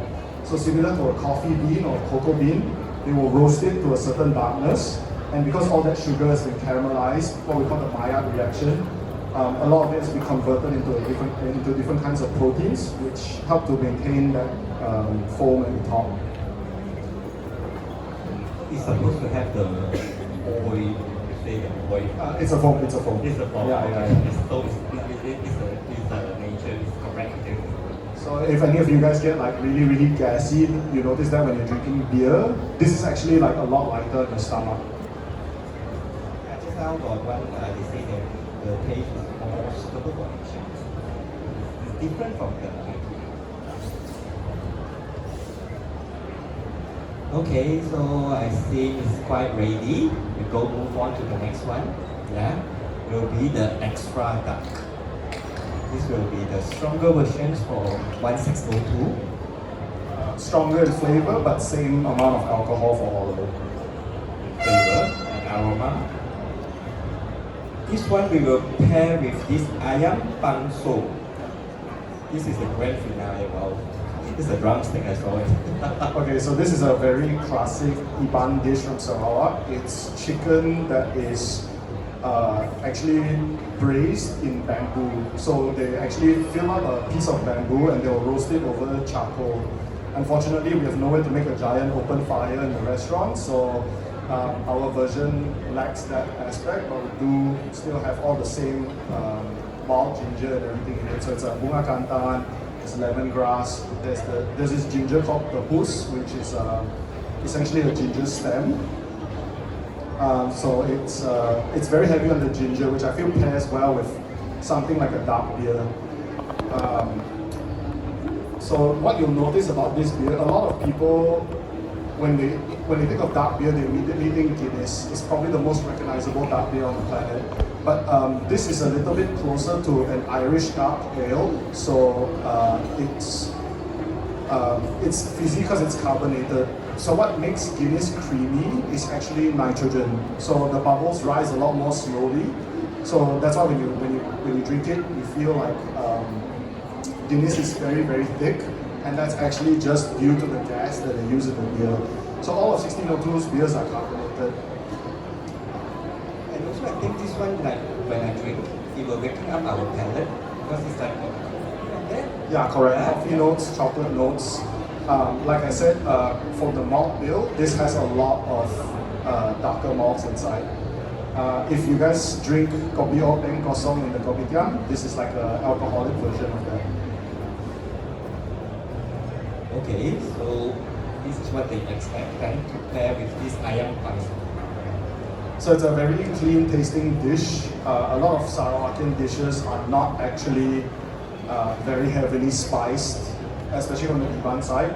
So Sarawak laksa is actually a Chinese immigrant invention. So I think that's why it has all these like spices and aromatics in it. This is very classically Sarawakian. So we will be the fusion. Oh, this is no fusion. This is like the local traditional and the East meets West. The Chinese meet the local Iban.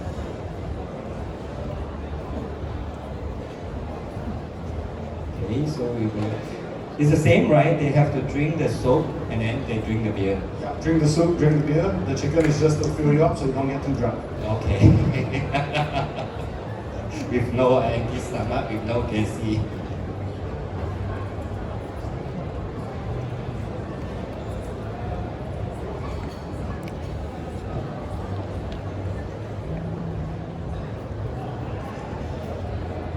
Okay, you once again. Your restaurant is in Sri Dutamas. Correct, yes, that's Sri Dutamas. Yeah.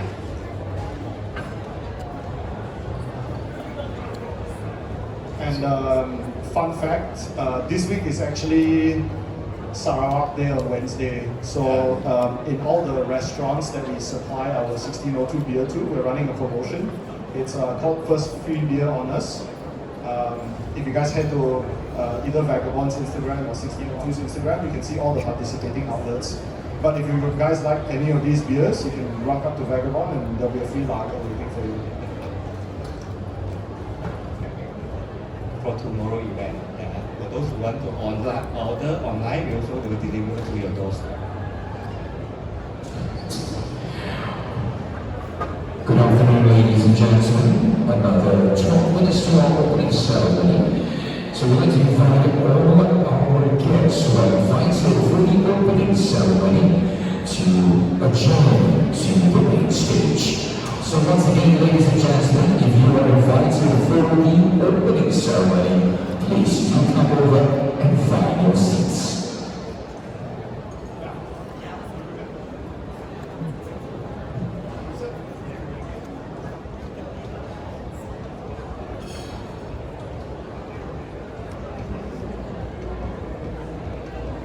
Is there anyone who just got here who didn't try any of the earlier dishes? Because we do have some extras. Yeah, we will bring back to you later. Or if you really liked it and you want another, please feel free, let us know. We're happy to prepare some more. Okay, let me.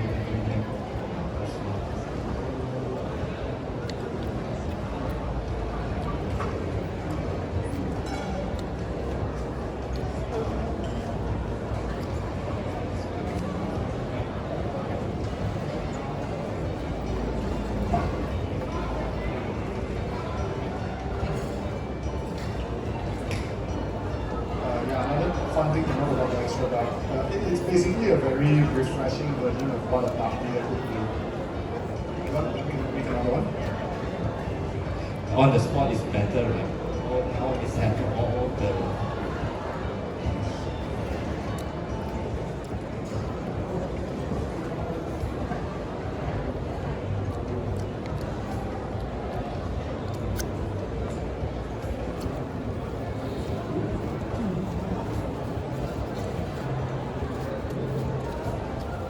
Okay, Daniel is making fresh on the spot for the aroma.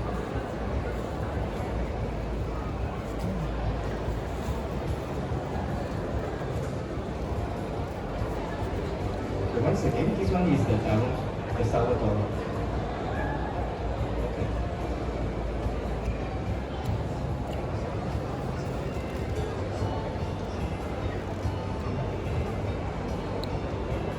Once again, good afternoon to our guests at the MTM.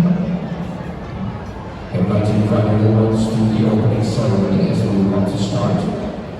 So ladies and gentlemen, could you make your way to the main stage as we are about to start the opening ceremony.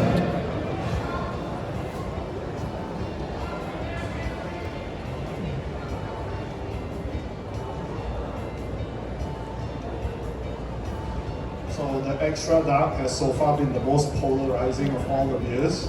You either love it or you hate it. Does anyone here really like the extra dark? Okay,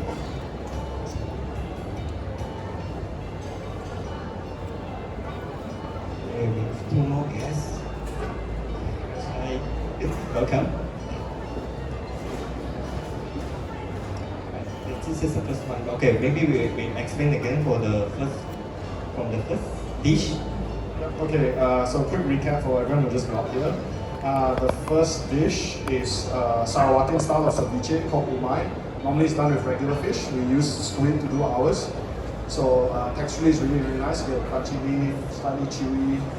Expect a lot of acidity from the dressing, and then a little bit of spicy from the chili jam. Second up is a ricotta toast. So special thing about this ricotta toast is we use this native Sarawakian eggplant called terong asam. Terong asam is actually like feels like an eggplant, looks like an eggplant, but when you cook it, suddenly it turns into a tomato. It's quite magical. And if you cook it even further, once all the sourness is dissipated, like you actually end up with a lot of sugar, which makes it come out almost peachy at the end. Okay. Yep, we have all 4 beers have tasted. Now we can vote. Which one do you all prefer? Smooth lager, anyone? Still the smooth lager. Okay, after all, still the smooth lager. Okay, lager? Okay, not bad. Here. Any favorites of AL? Well, I see a lot of people vote twice. Yeah, she loves beers. I love beers too. Okay, the last one, extra dark. Wow. Bad. Okay. So I think it's not quite accepted for our palate by 1602. It's really Malaysian, the Asian Brunei taste. Okay, thanks Daniel to taking us for the journey. No worries. Is there any question you all want to ask? Quick Q&A while we're still here. About the pairing, about the beer. Also, you can come and grab me later if you want. We are all available around. Okay, if not then, thanks all for the participant today. And the smooth lager on the table is for you all. It's a small token from us. You all can bring with you. Thank you. By the way, for the first dish, you can eat the leaf. It's wrapped with the leaf and then you all eat. Okay, thank you Daniel. Once again, thanks for everyone. Thank you.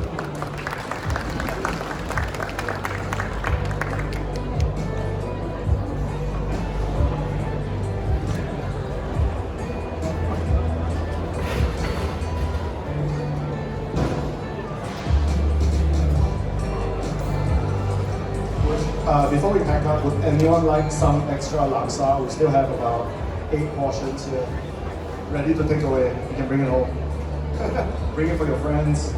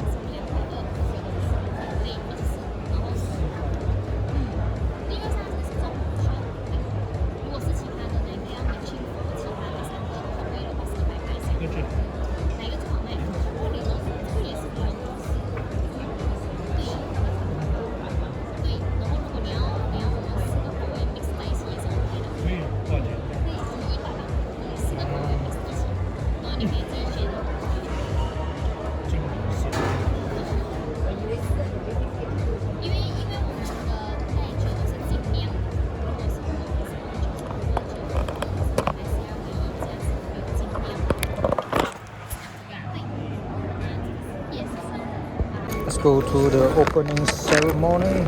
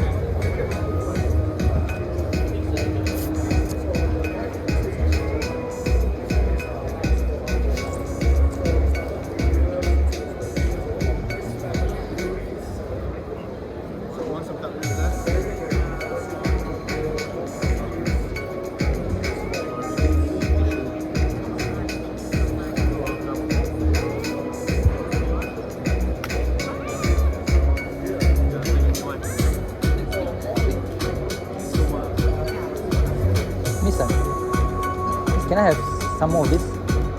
This is the first one. This one. This is the first one. Yeah, this is the first one.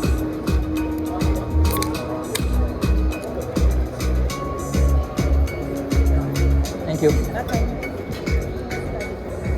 Okay.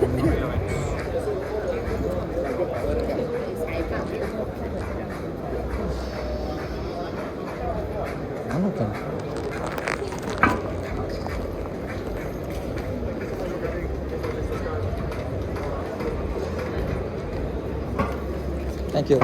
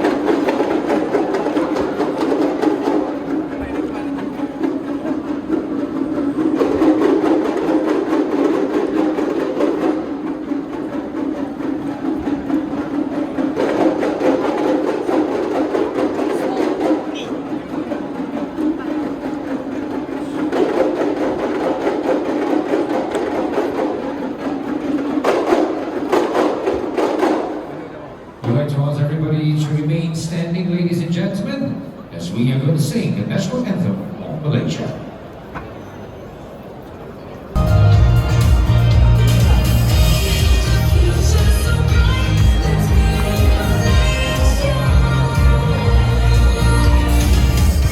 Strategically located at the heart of Southeast Asia and easily accessible worldwide, Malaysia is a global hub for meetings, incentives, conventions, and exhibitions.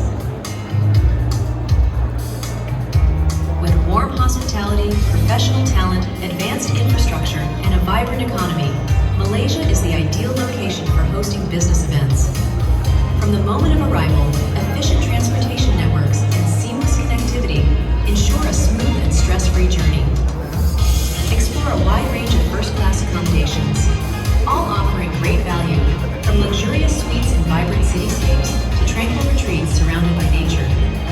Malaysia transforms business events into exceptional experiences. Organizers have everything they need to create unforgettable events in Malaysia. From world-class convention centers to adaptable exhibition halls, Malaysia's purpose-built venues are designed to foster connection, collaboration, and innovation. Equipped with state-of-the-art technology, these venues meet the demanding needs of international conferences and exhibitions. With dedicated, professional services and government-led initiatives, the strong local support in this business-friendly environment ensures seamless execution, leaving a lasting impact. Beyond business, Malaysia offers enriching experiences that make every moment truly rewarding. Get immersed in unique cultural diversity, historic landscapes, breathtaking scenery, and indulge in the various flavors of Malaysia's renowned cuisine. Feel the pulse of international connection and shared ambitions. Meet amazing people. Feel the warmth of true hospitality.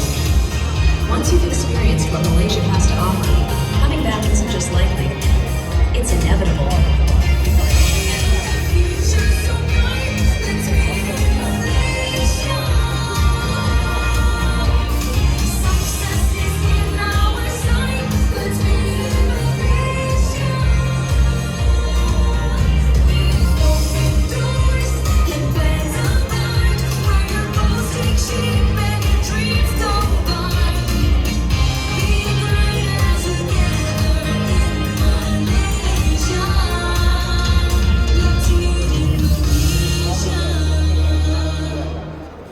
Thank you very much to MITEC and myself. Can you please give them a round of applause, ladies and gentlemen?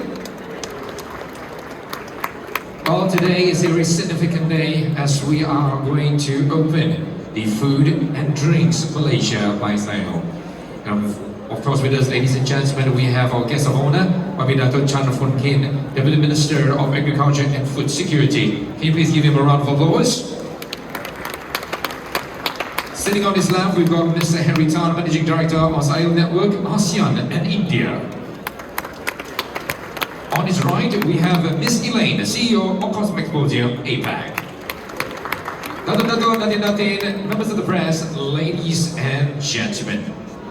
Well, SIAL brings together the entire food ecosystem, from producers to manufacturers, to buyers, distributors, importers, innovators, and industry leaders, creating a powerful platform for international trade, business, connections, and opportunities.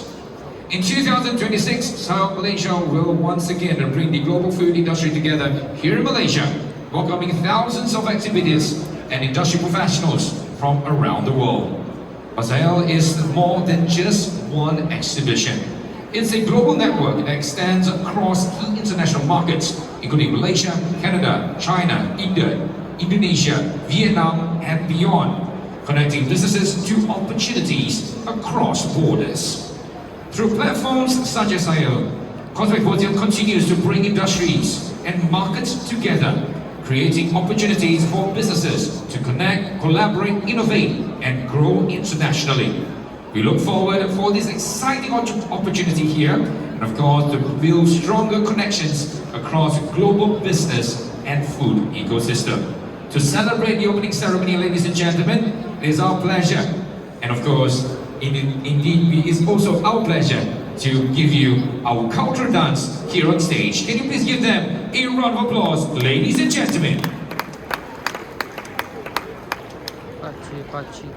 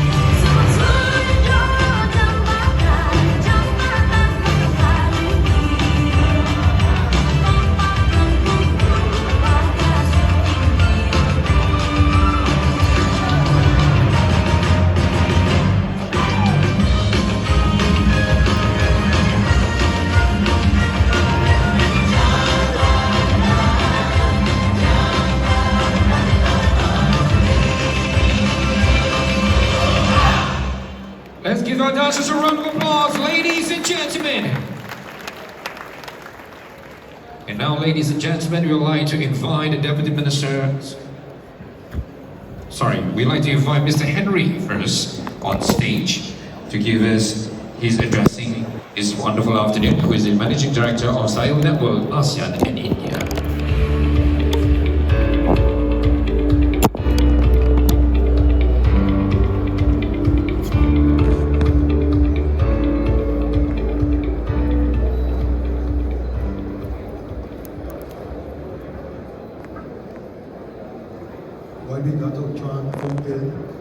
Deputy Minister of Agriculture and Food Security, distinguished ambassadors and trade mission representatives, government and industry partners, exhibitors, buyers, chefs, and members of the media.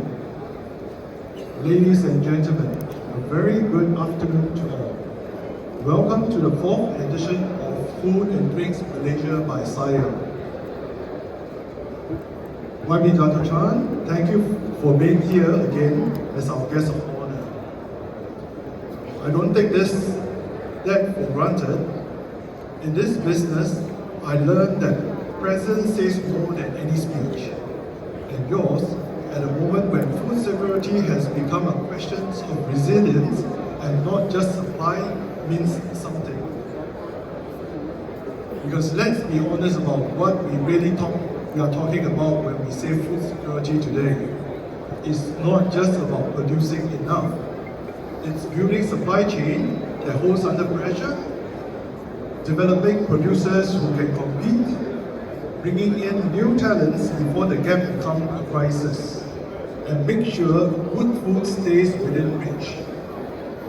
Not just us, but for the generation coming after. Why FDM exists. A conversation that turns into a distribution deals, a tasting that opens a market that didn't exist for you yesterday. FDM is built to serve a platform where global food industries actually meet in Southeast Asia, and not just by visiting it. The 4th edition the ambition didn't get smaller, it got sharper. This year's theme is Taste, Trade and Talent. Taste is the product, the culture, the craft, the idea that makes this industry worth showing up for. Trade is what lets these ideas move and scale. But talent is what makes most of these things possible in the first place. I say this often, and I mean it every time. Technology can improve how we produce food and move food, but food is still at its core a human industry. It starts with the people who know it, who cook it, who refine it, and shape it. That is why we are putting real weights behind these people side by side on this show this year, not as a side program, but which brings me to say something I care about personally. The SIAL Culinary Master Asia. There's no shortage of talent in this region, and I met this young chef and pastry professionals across the region. The skills is there, the discipline is there, the imagination is there. What I'm missing is a stage big enough for the talent to be seen beyond their own kitchen, their schools, and their own countries. So to our VIPs, just place your palm over the button, do not press yet, and look in front of for the official photo.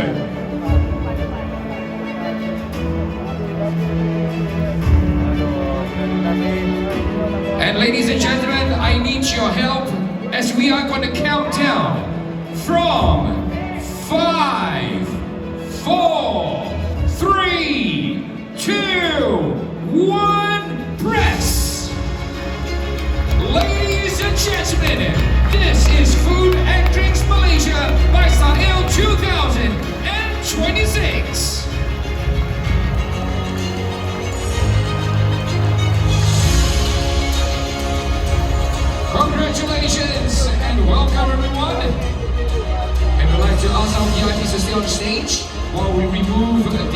opening gimmick, and we would like to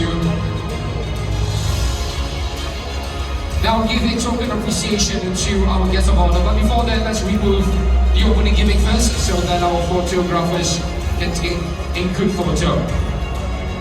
And we'd like to invite Mr. Henry to give the token of appreciation to our guest of honor, Widely Dato' Chan from Gin, Deputy Minister of Agriculture and Food Security.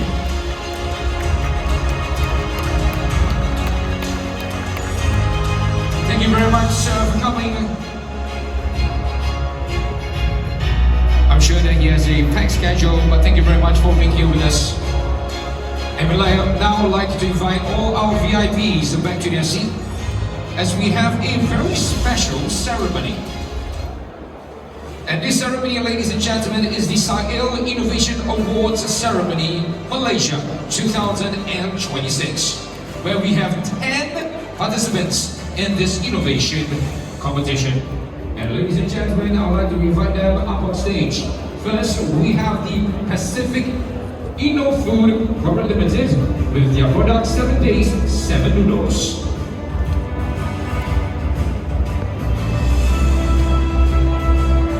Next, ladies and gentlemen, we've got the Alt Energy St. Gerryko with their product Muni's Fizz Liposomal Vitamin C. Don't go anywhere. Tell your friends about the FDM Malaysia 2026. Ensure you never collaborate, innovate, and the best thing, ladies and gentlemen, bring friendship to the table. From Dutamas, we've got a full agenda. We'll see you soon.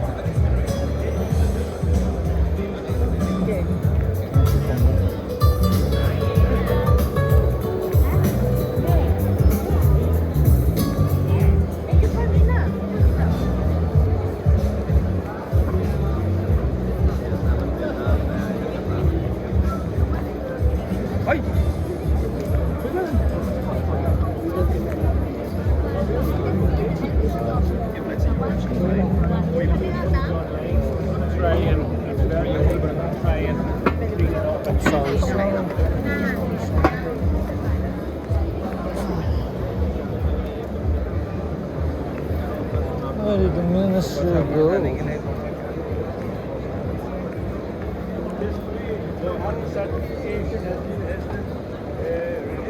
Oh, space is getting colder.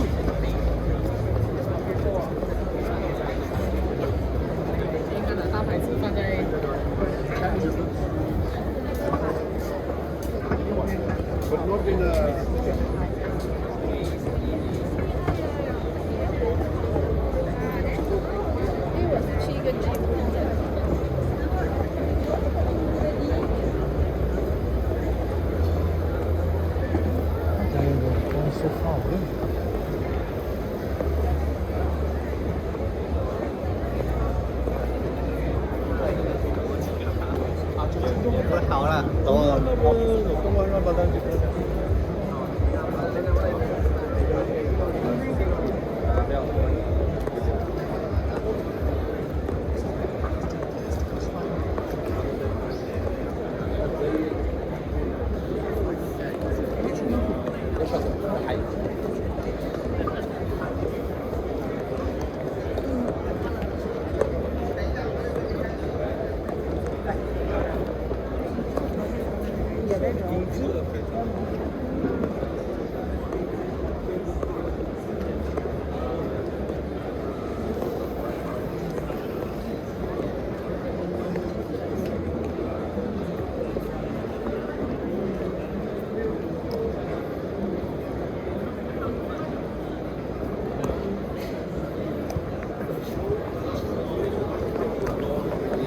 Need a picture. Yep.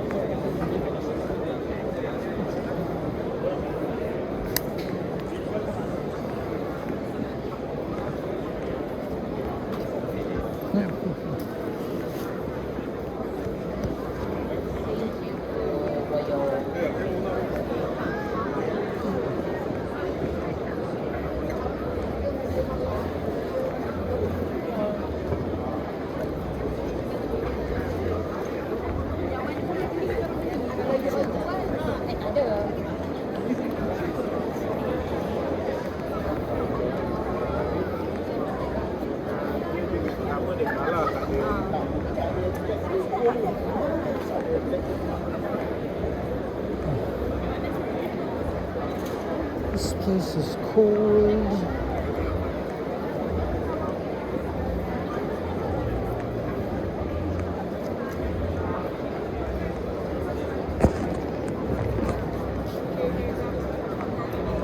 Bella.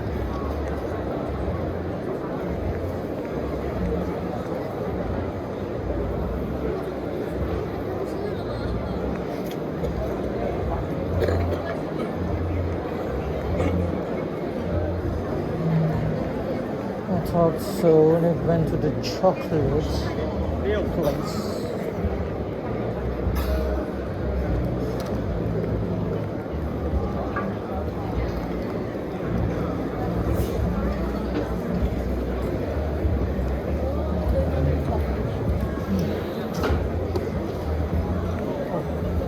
It's warmer than the big hall. That's good.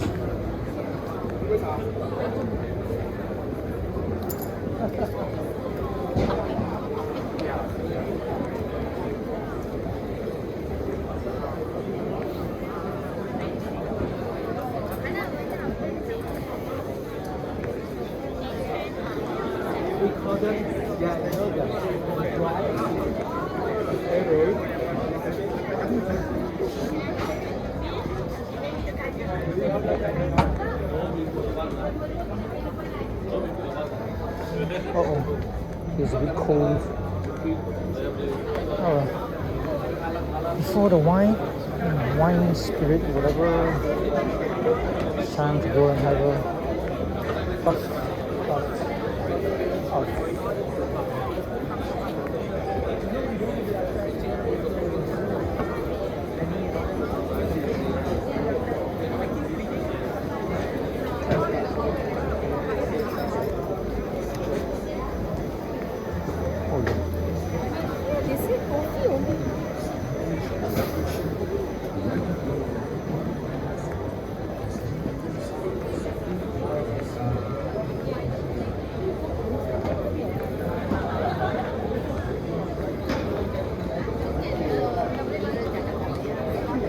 lemon coconut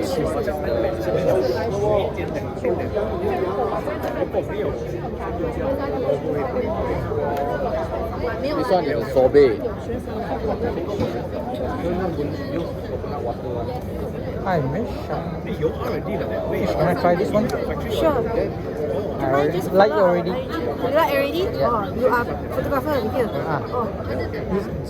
This one also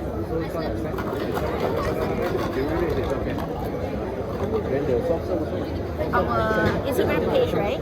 Yep, got it.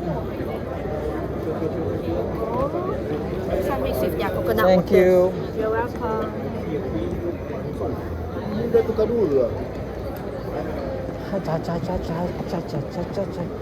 Oh man.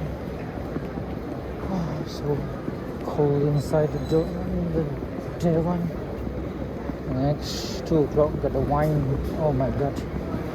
After drinking beer, now progress to wine. Oh my. I think I want to go back home a bit earlier.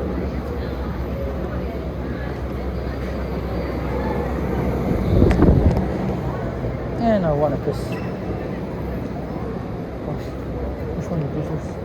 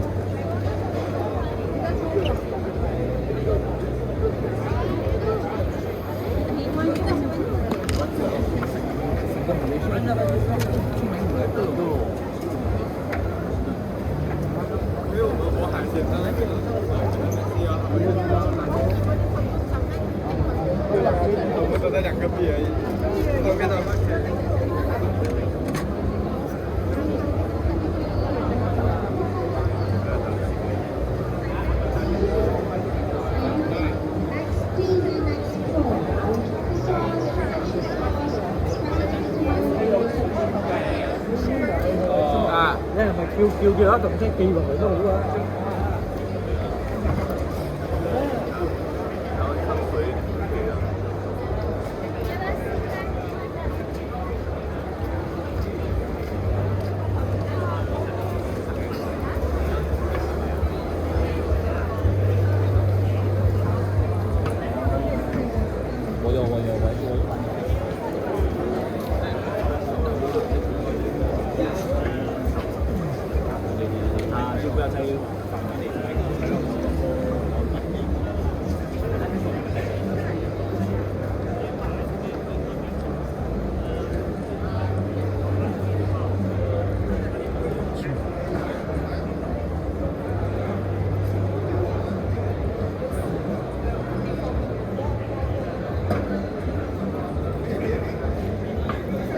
Oh, there's the minister.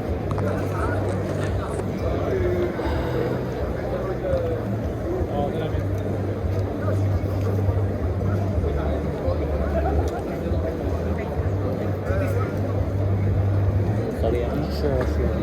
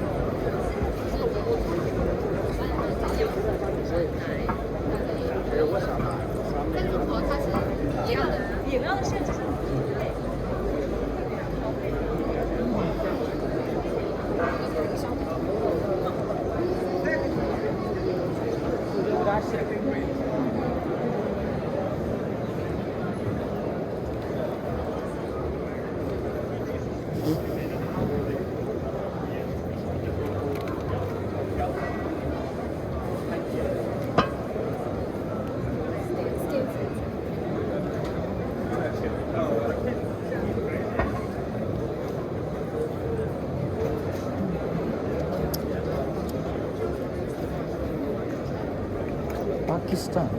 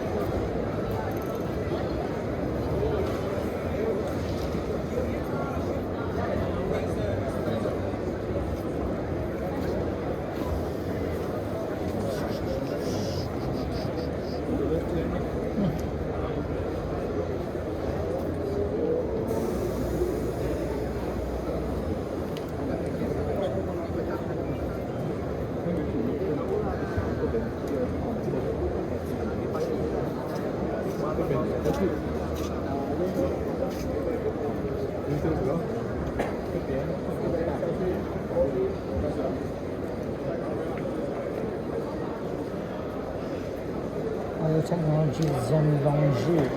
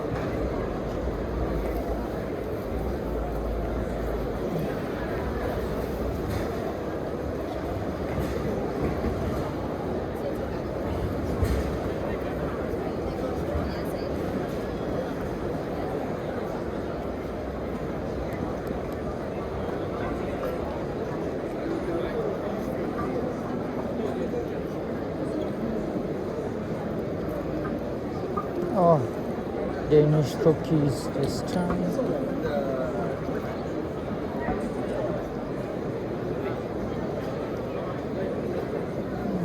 Oh, so bright. So bright.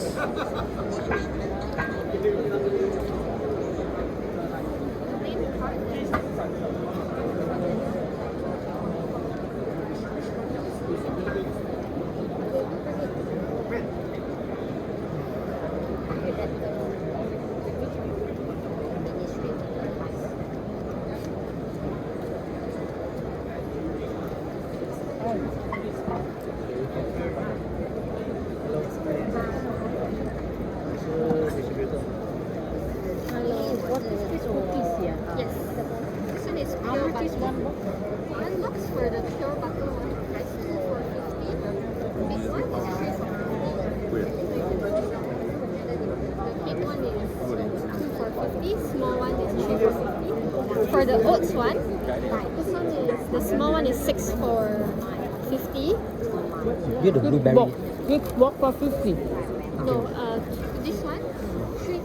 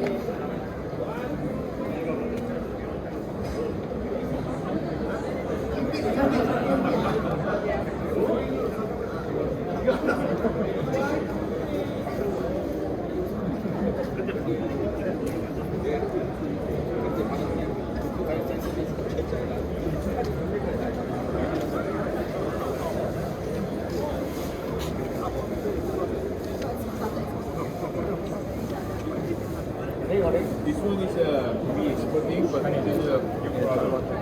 We probably this is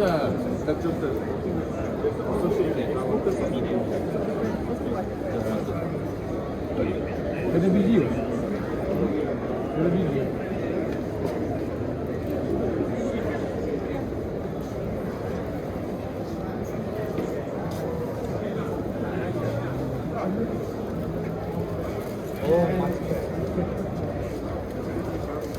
Okay, can I try?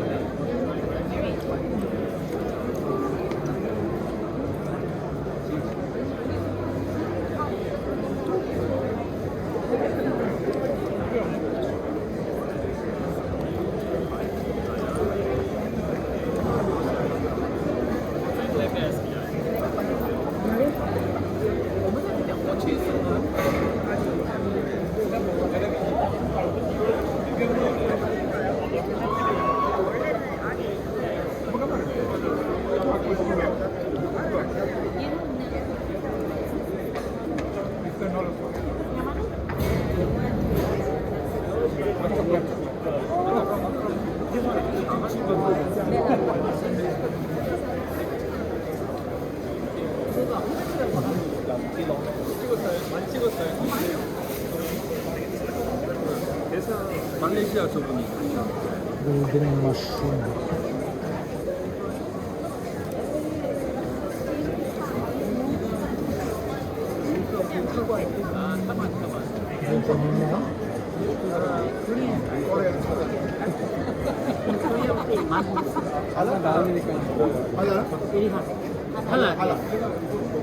No meat inside. No meat.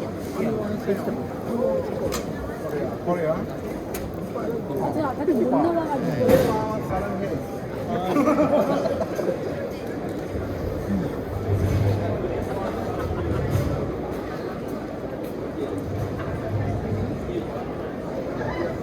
No more mushroom dumpling.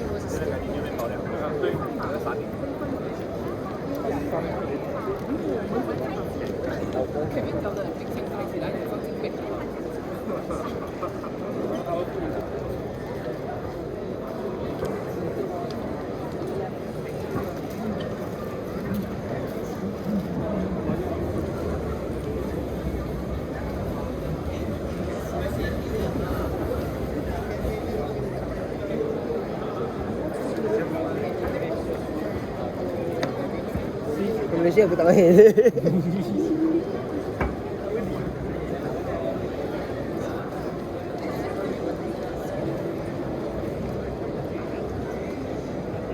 Hello， 我们还在考虑等一下的飞机这两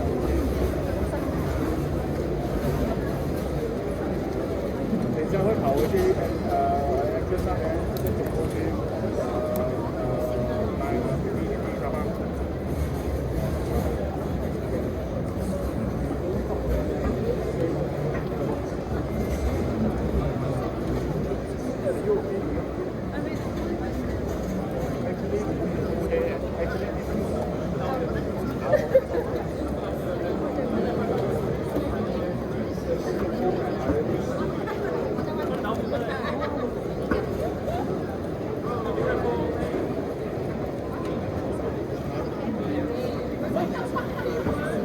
买个地方。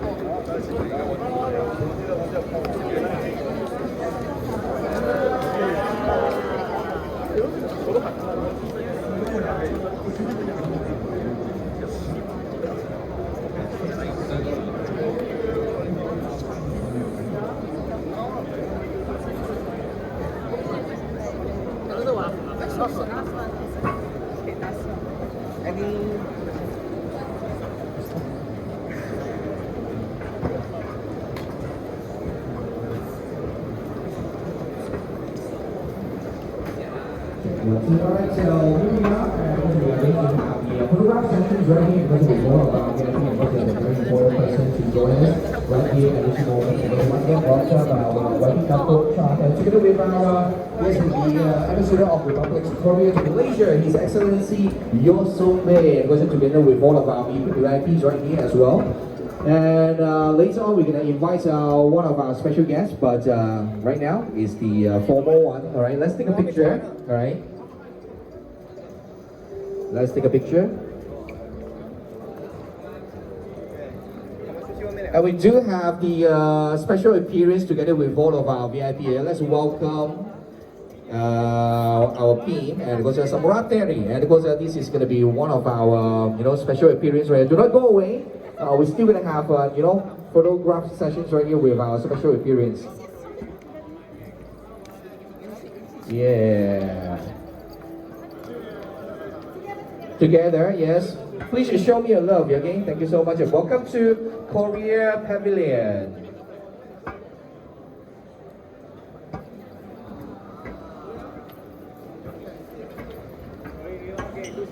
One more to go. All right, come closer a little bit. Thank you.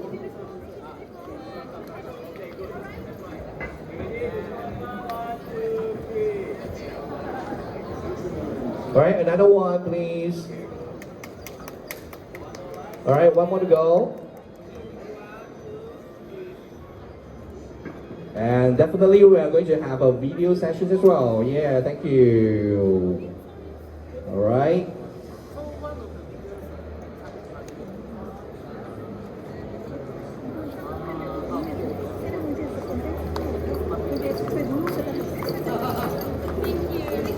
Alright, thank you so much. Let's give a round of applause. Thank you so much. Come on, ladies and gentlemen. And once again, good to see you again. It was our YB Dato Chan, and it was together with His Excellency Yosong Bay, right here. It was in the Korea Pavilion.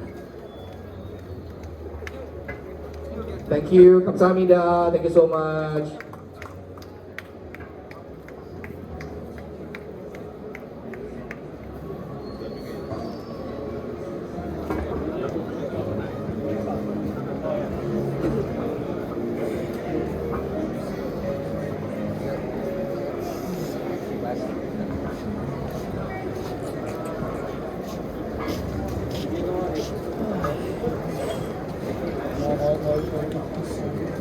Right, so it's time for us to carry on and look at like more food tasting and so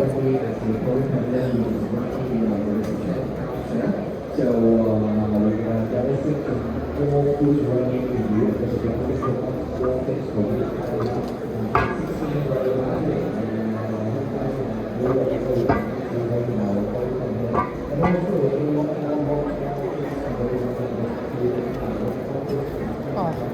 Kota Kinabalu. Too bad they don't have a Sarawak. What's the name? Dai something. She's so pretty. From I don't know where.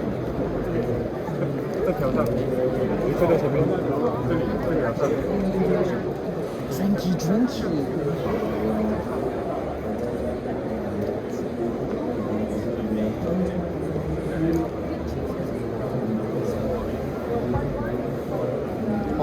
Tempe.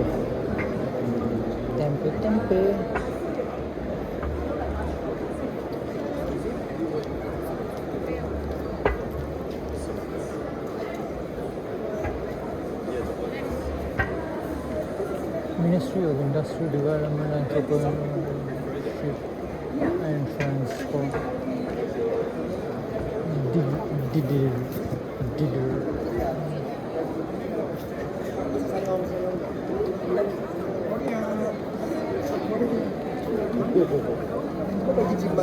Forest yogurt. What is forest fruit yogurt?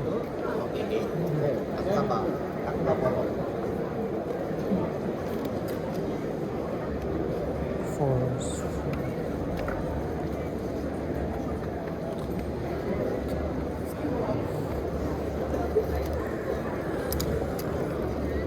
Can I try one? Vintage cheddar.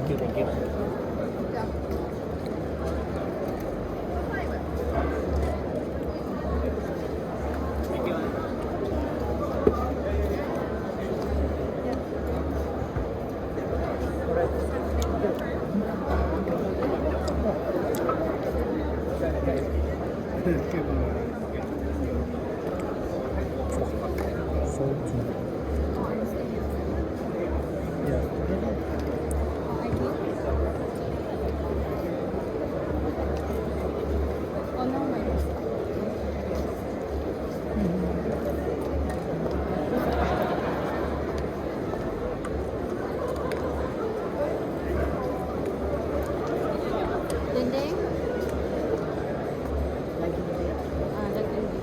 Actually kita ada semua ni.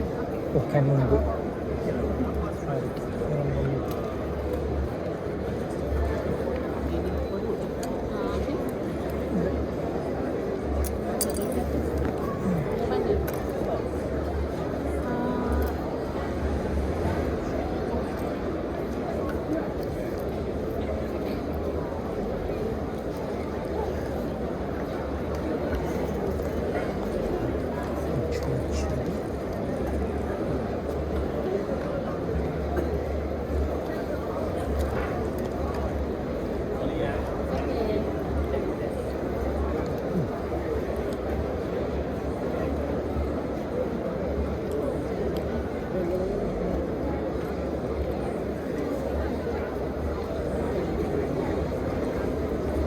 What's this?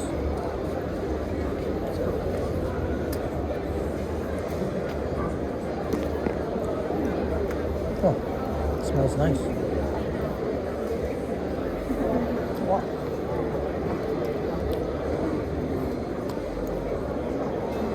Not bad, not bad.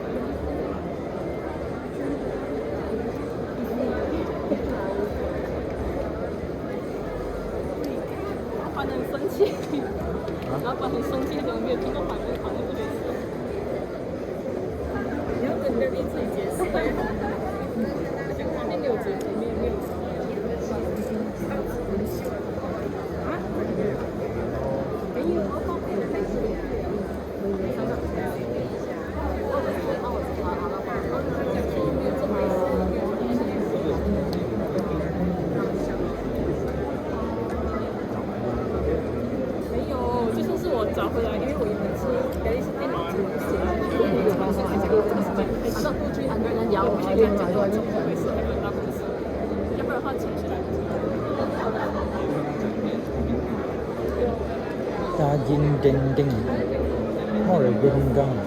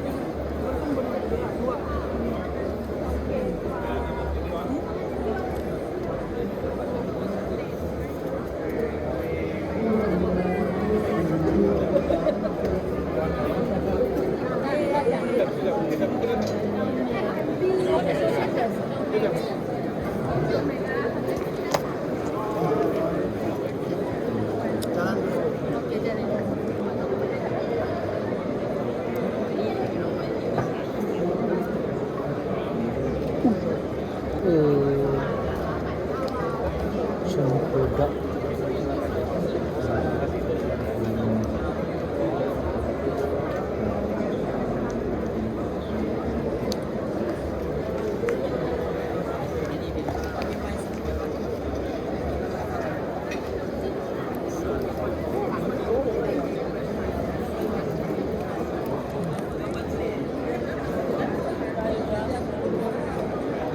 Global sauce factory for juice in the catering business.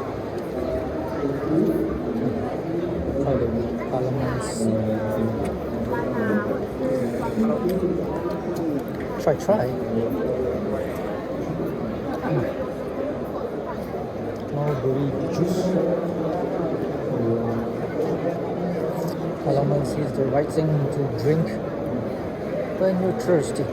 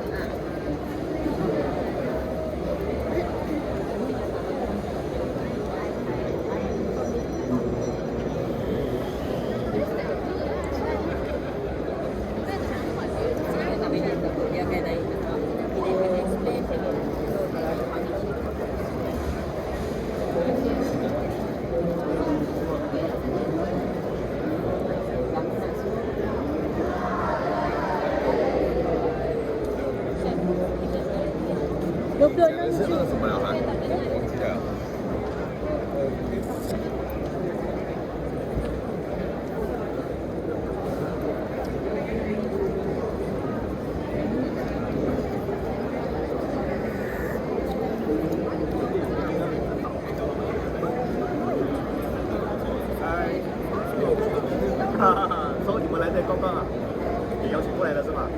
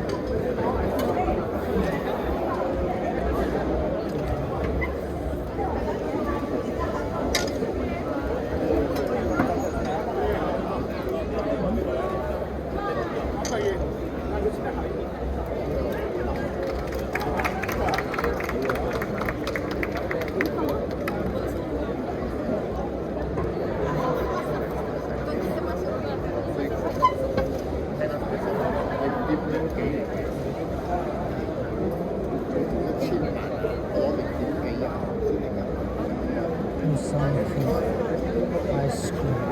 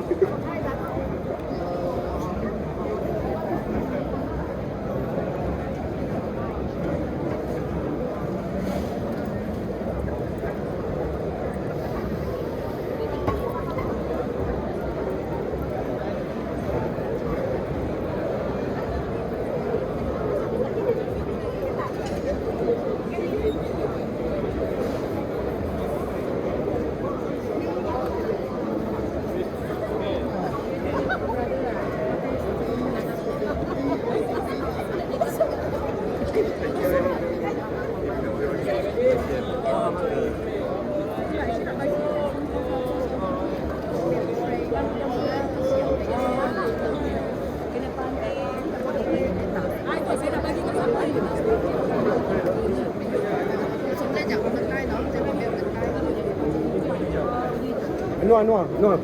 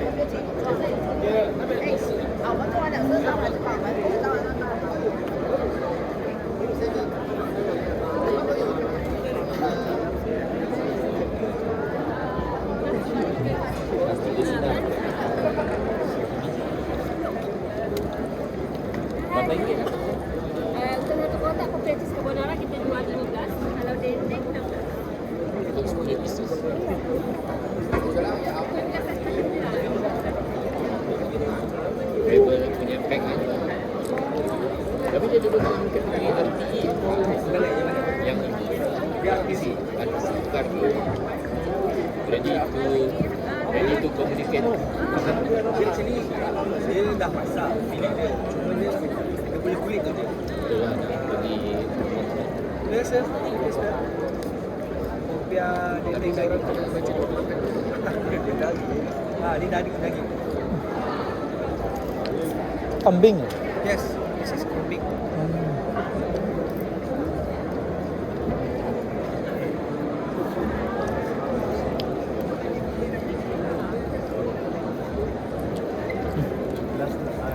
Sebab ada tak ada dalam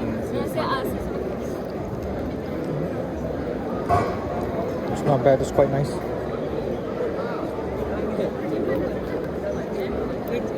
Meja?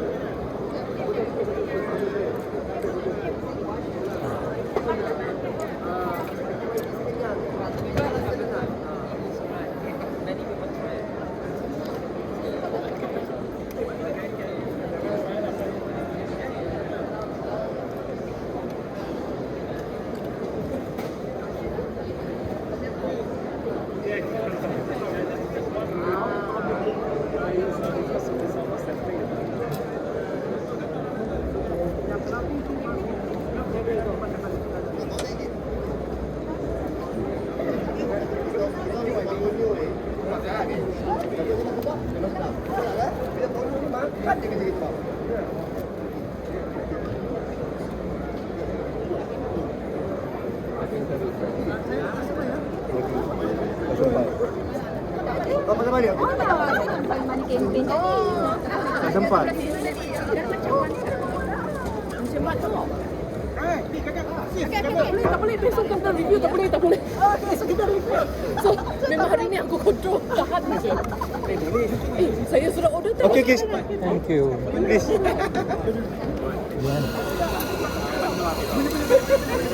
Aku sudah Boleh. Baik kan dia.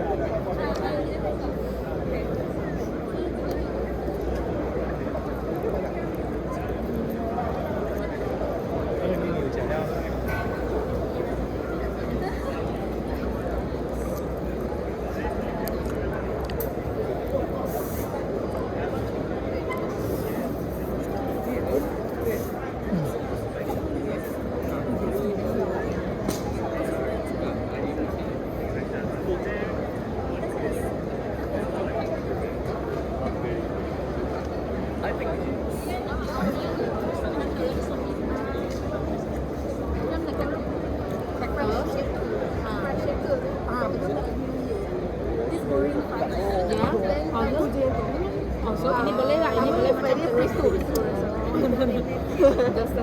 So boleh.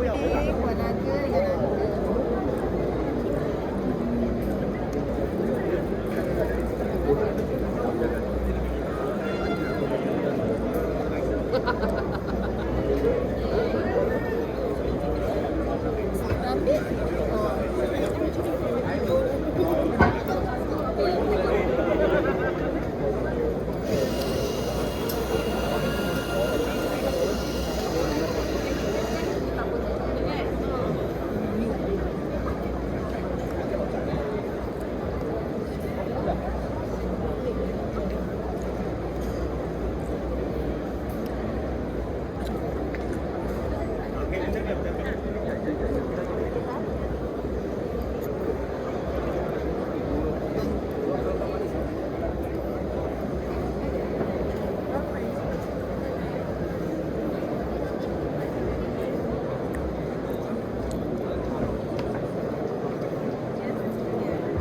the oh.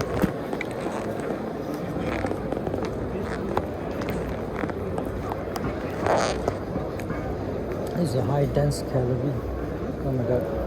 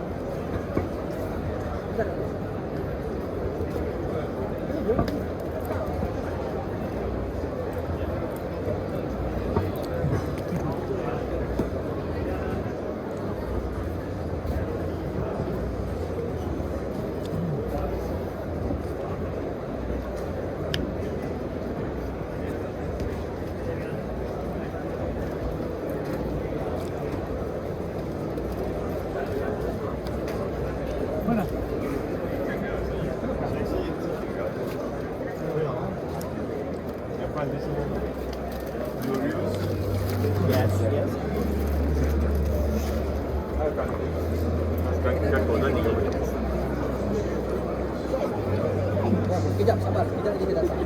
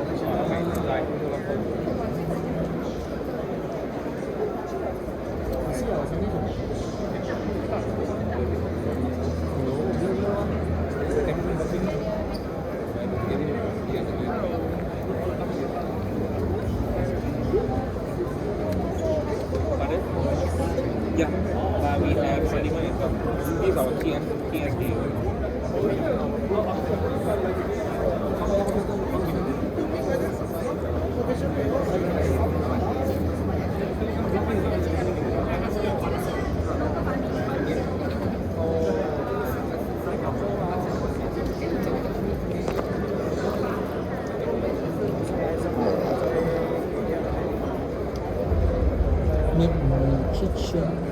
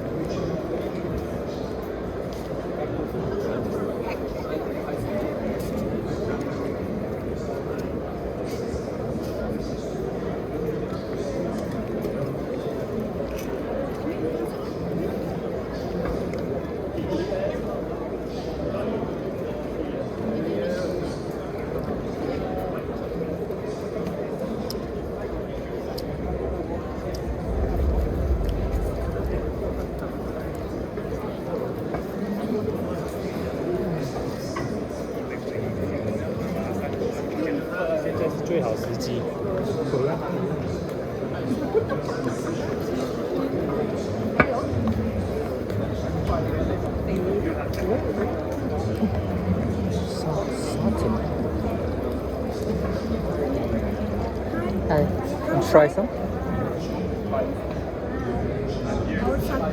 Thank you. Satay sumo. Yeah, ready to eat satay. Ah. What's this? Camera. Melons. Tell me either I'm shooting up or shooting down. I cannot see the screen, ma. Lazy way. Lazy. Thank you. Yeah. Wow. So big skewers.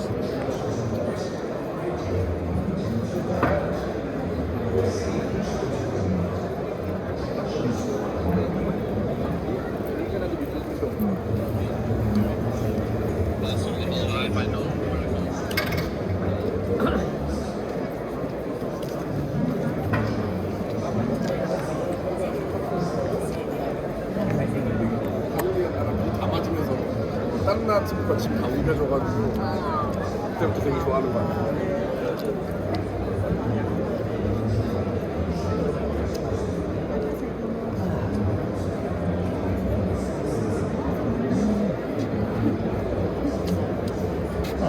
Satay sauce is quite chunky, good.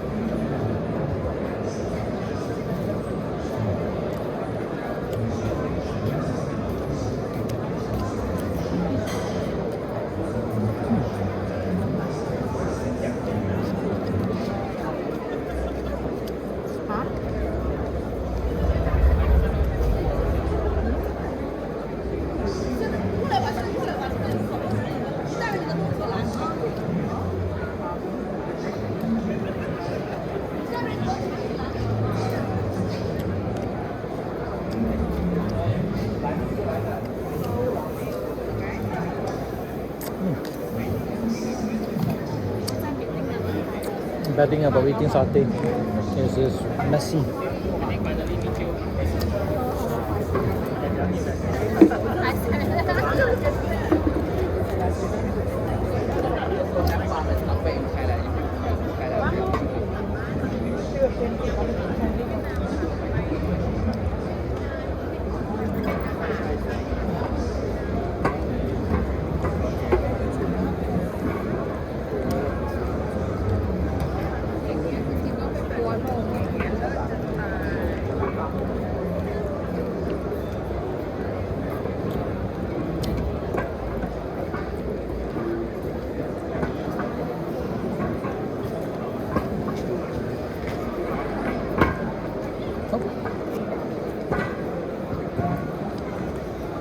Holy shit.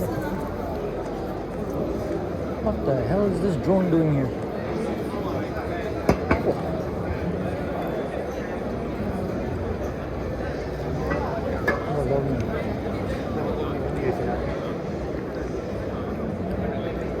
Bombing a drone.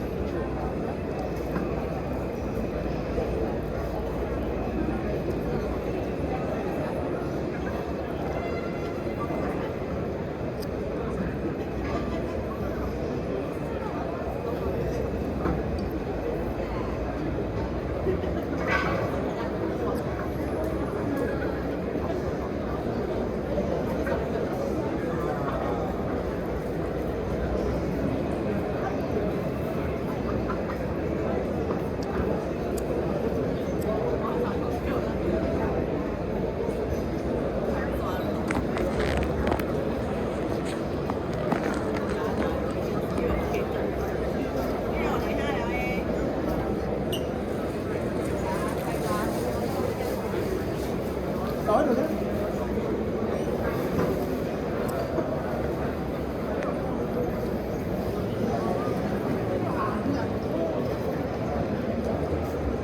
Oh, pineapples.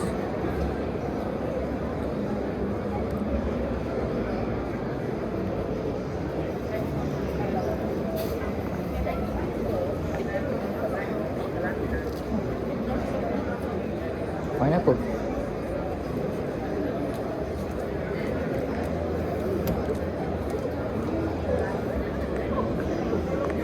Gelato. The pineapple gelato. Can try it. Can try it. Pineapple gelato. But we have only one spoon left. One spoon left.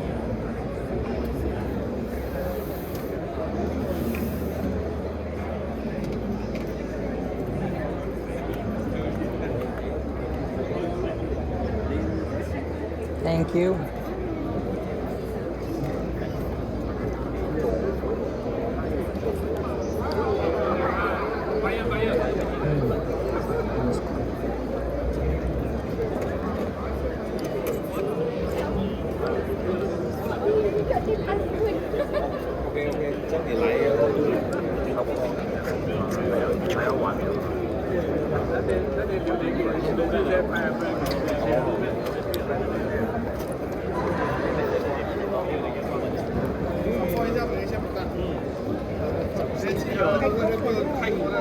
Your souvenir.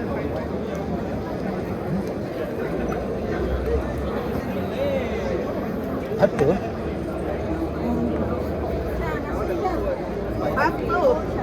Mango pepper.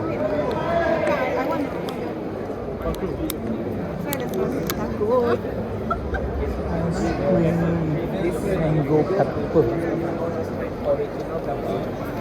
That one is a bit salty because I put salt inside. Original pepper. Then the second flavor with pepper is lemon. Then this event I launched this one is mango pepper. Good. Can I try the mango pepper, please?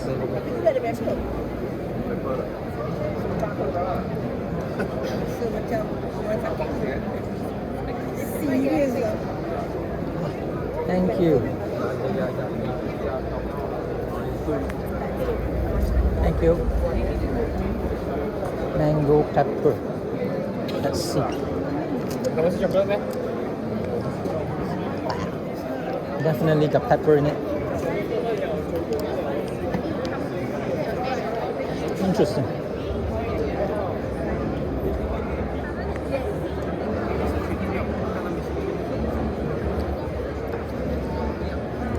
Makes it a bit bitter, this one. Really interesting.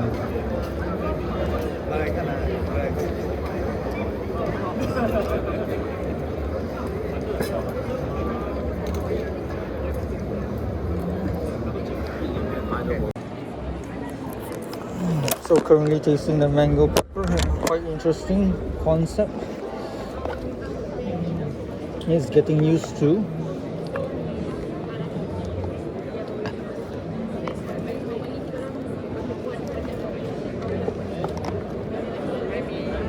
Phone ran out of battery.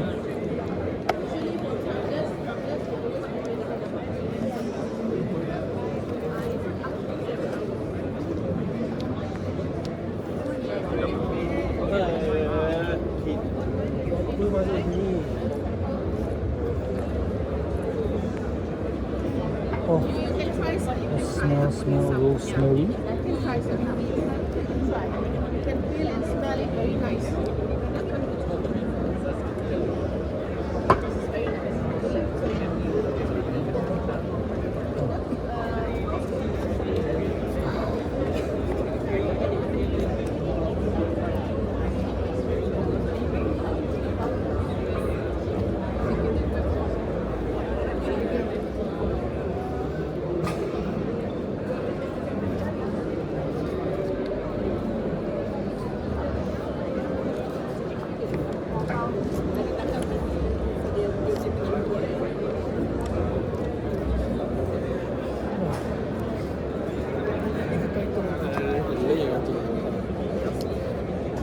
there.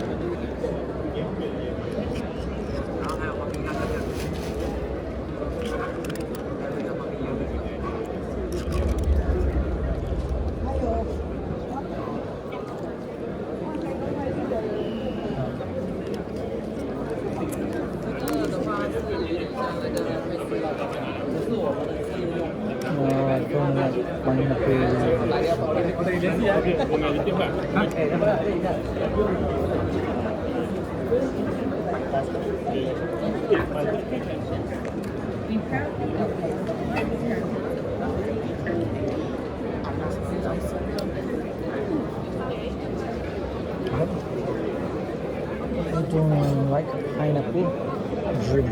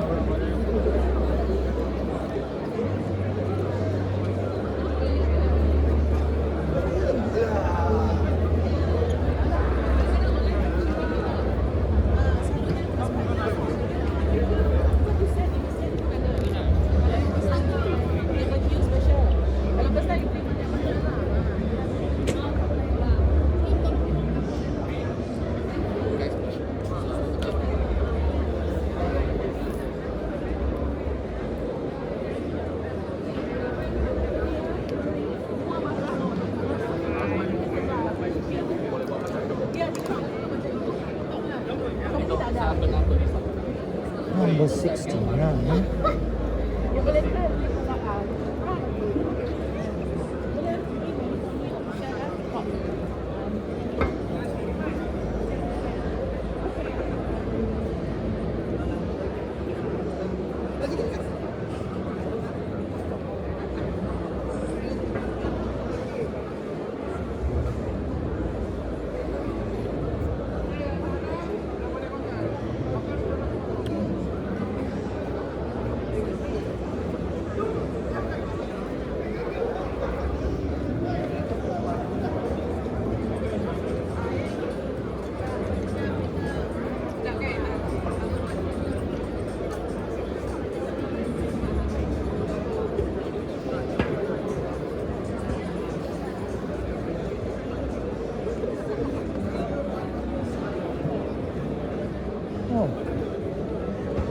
Using petrol.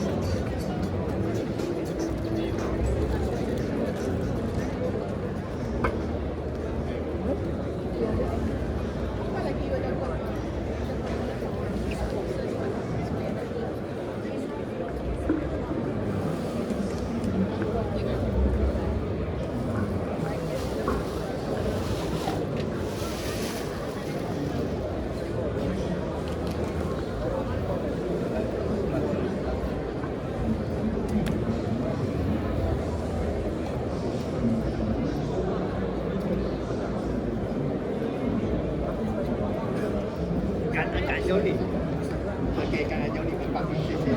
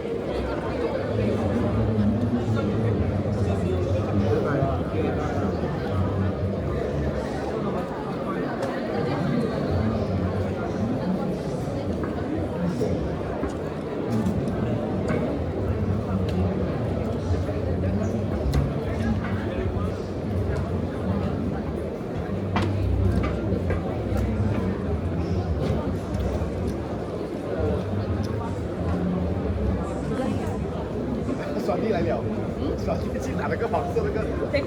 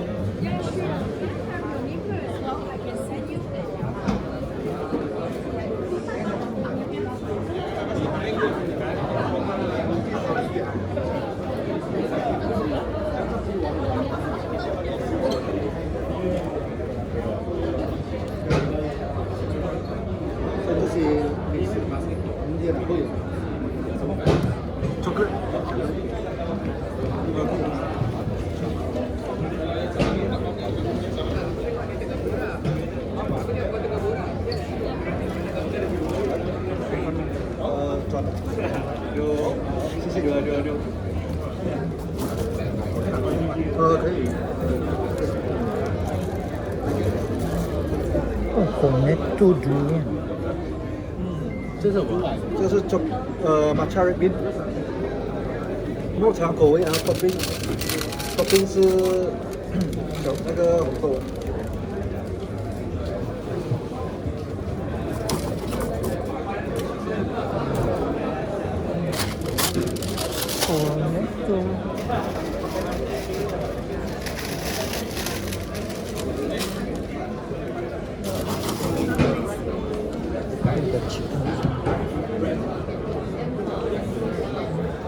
Double bell. It's the brain. It's the brain. Brain. Double bell. New in the market. 2 years. What the Vico lah? It's the Vico. Semua kita sendiri kan. Buatan Malaysia. Boleh hantar satu Malaysia ke? 可以，我们可以，boleh.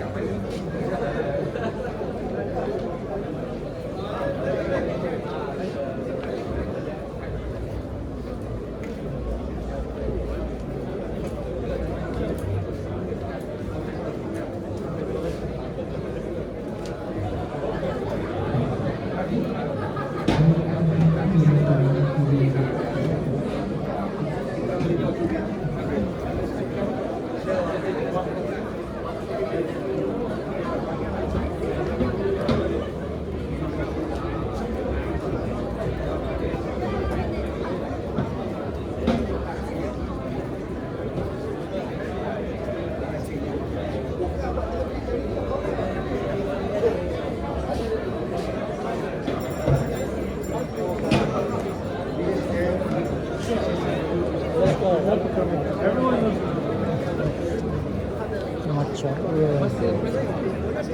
more chocolate.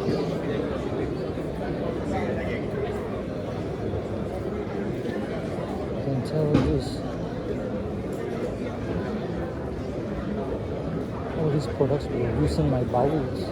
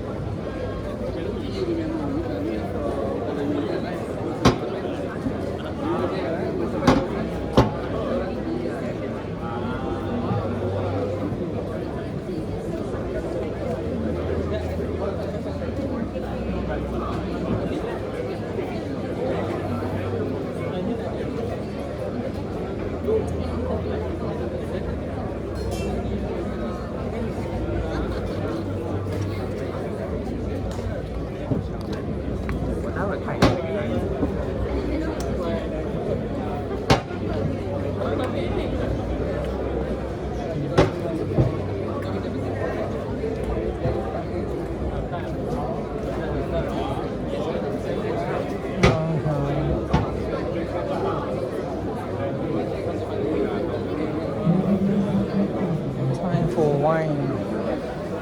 Wine o'clock, 3:30.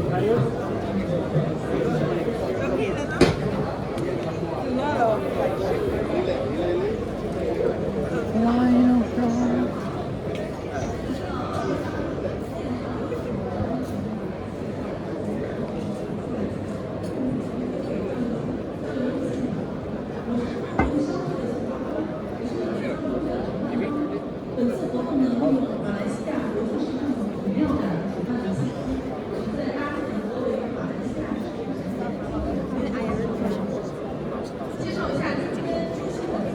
My legs are already aching. I think I'll go to Hua Shrimp. After drinking this, go back home, take a nap, and tomorrow repeat, rinse and repeat, come back here to look at the booths properly. And on the third day, I might not be coming here. Maybe just go to franchise event and look see, and so I drop by here for some liquor. Oh, thank God, here is cooler now. This hall is cold. I don't know. I wish I had those smart watches that can track how many steps I've done today. It's not that they know how many steps you make, it's just that they calculate how many kilometers you walked and divide it by maybe 3 feet, and you get 1 step. 1 step is 3 feet. A familiar experience. Don't tell me. Thai. Just like in time. Hiya. Media. No. Were you registered? Registered. Yeah. Under what? Jerry.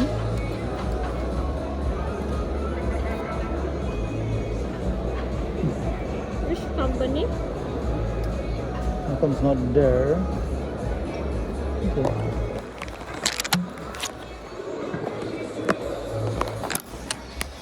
My name is Casey Tay. I'm actually alcoholic by profession. Just joking, even though it's true. So I'm actually a sommelier and also a wine consultant. Currently, I am doing the consultation with Michelin star restaurant. That's why we have our chef today from Michelin Chef, Michelin 1-star restaurant in KL. So they are preparing very delicious snacks to pair with the wines today. Right? So, and also I would like to highlight the session today is being sponsored by our friend. His name is Mr. Lee back there.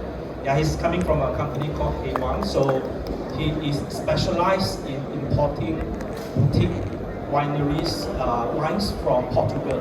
So if you want to look for Portuguese wines, he is the person to look for. Alright, and today we are tasting 3 wonderful wines coming from Portugal. Very specifically, this region is called Down. Okay, D-A-O. It pronounced as like D-O-W-N, Down. Alright, and as well as the snacks for today, the ingredients is being sponsored by Global Pacific Victory. Alright, and also this session is being supported by Sommelier Association of Malaysia, which is a non-profit organization for people who work in the hospitality industry, especially people coming from the hotels, restaurants. Alright, you are welcome to join the association because we host a lot of activities, tasting. That's actually how I improve my wines throughout the years. Right? I mean, that's one of the best jobs being in the industry. We learn through tasting. Because most of the time we need to study a lot of things.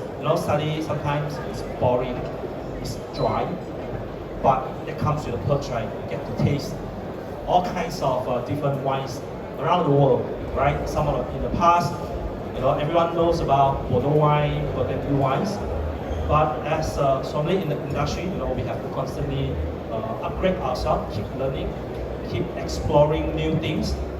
So that's what brings us here today. Portuguese wines are actually on the rise. Portuguese wines are the wines right now. As you can see, they actually have a very special marketing agency, which is called Wines of Portugal. They actually tour around the world, so promoting wines coming from the country. And very interestingly, in the past, Portuguese wines were actually known as bulk wines, table wines. People actually don't really care much about the quality. But things changed in the last 20 years. They realized they need to make better quality wines in order to compete with so many different countries, especially one of their neighboring countries, Spain, and of course, France and Italy. All right. And as you can see on this picture here, these are the wine regions of Portugal. Later on, I will show you, right, to a little bit more details on the map here. And before that, let me share with you what's happening for the masterclass today. All right, so this is more like an easygoing, casual, nothing too serious, right? So it's a very good experience for you to pair the wines with the food, right? You yourself, as imagine that being a floor staff, working in the restaurants. Today, you are judging how the pairing works, and at the same time, we learn a little bit on how do we explain or understanding the pairing logic. How do we actually deliver this message in the restaurants to the guests, especially for whoever here are working in the restaurants or on the floor operation. Okay? Alright, so this is a map of Portugal. As you can see, it's actually quite a big country. Right? It involves a lot of different wine regions, starting from the top here, connecting to the border of Spain. It's called Vinho Verde. Alright, and all the way down here, this region is called Alentejo. But of course, there are more. There are even like some of the islands that's far away from the continent of Europe. Right, I will show you in a bit. And today we are actually focusing the wines coming from this region called Jalan, which is located in the center of Portugal. Alright, so these are a little bit more details of the DOC, which is the appellation, the official appellation for Portuguese wines. And the one in the orange color is the DOC, the one in the green color, this is the DO or the IGP, alright? Okay, so let's go into a little bit of the geography of this region.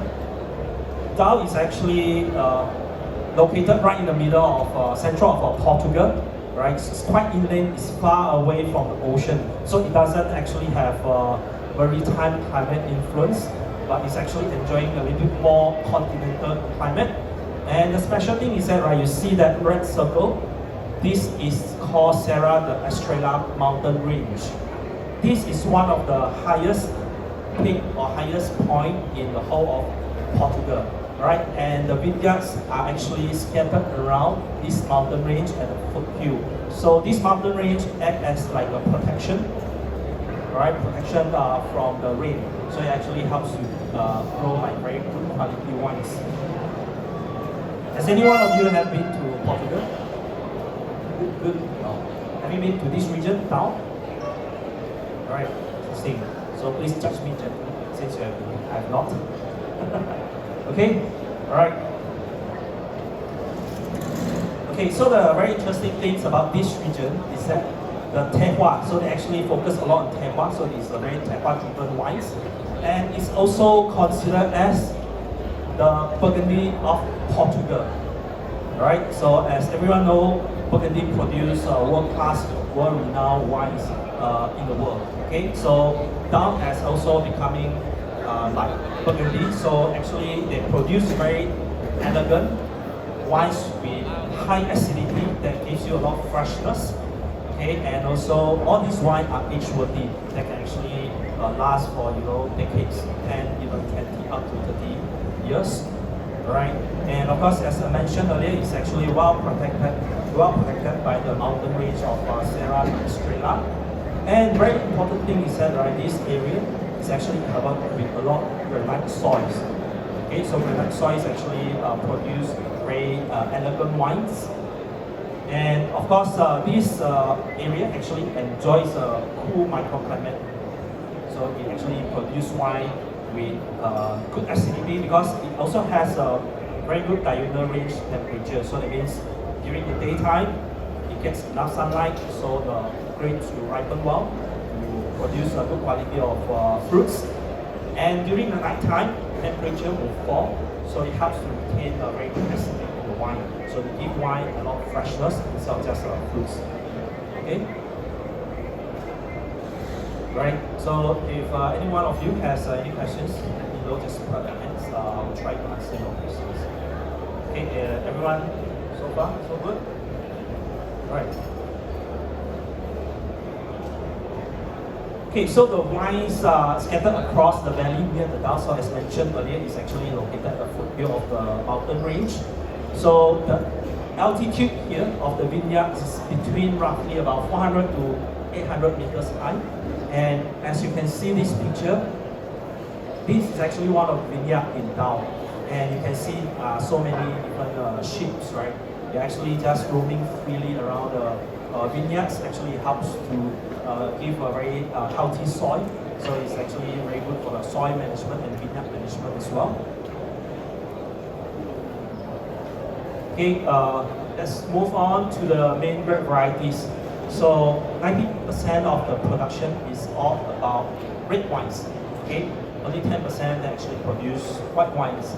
And I guess everyone is in a treat today because we are tasting 2 white wines and 1 red wine.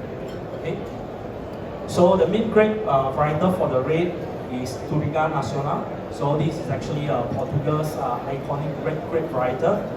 Okay, and often is blend with other grape varietal called Tinta Ruiz. So Tinta Ruiz is actually called Tempranillo in the neighboring country of Spain. Okay, and the other grape varietal is called Gin. In Spain, it's actually called Mentia. Mentia is actually a very thin skin, light body, very elegant red wine. Okay, and it's often considered as the Pinot Noir of Spain or Portugal. And of course, these are all considered part of the indigenous grape varietal, especially the one you see, Alfaro Chero. And all these grape varietals we don't really hear a lot because they are only available in Portugal. Okay, so that's what we call indigenous grape varietal. Okay, so for white wines, some of the best examples are actually made from this grape varietal called Cruzado. Okay, and of course the other very popular white grape varietal is called Aminto. And today we are actually tasting one of the white wine which is made with 100% Cruzado. Okay, and these white wines actually produce very clean, very fragrant, very aromatic. Okay, and also a lot of freshness and well structured. And these wines actually can age for a very long period of time. Alright, so let's introduce to everyone about the winery of the producer that we are tasting today. So this winery is called Freeway Lobo. So it's founded by Elisa Lobo. As you can see in the picture, that's her in the vineyards. And she is actually the first female winemaker in making the DAO DOC wine. And actually she focused a lot on organic, okay, and also low intervention. Right, and of course utilizing all the indigenous grapes that is actually available in this region, as mentioned earlier. Okay, some people may actually call this natural wine. For me, I will just simply classify this as low intervention wine. As you can taste all this wine, that is being very clean on the palate. Okay, as you can see here, these are called the Bordaleras sheep. These sheep are actually raised by a family in the estates. So as you can see, actually they do not just produce wines, they produce cheese. All these cheese are made from the sheep's milk. Very interesting. Okay, so all these are mountainous cheese. Okay, so actually all these sheep, right, they help to fertilize the soils. So as I mentioned earlier, okay, so these are very good ecosystem, especially in the modern day of the winemaking. Okay, and also it gives biodiversity to the vineyards.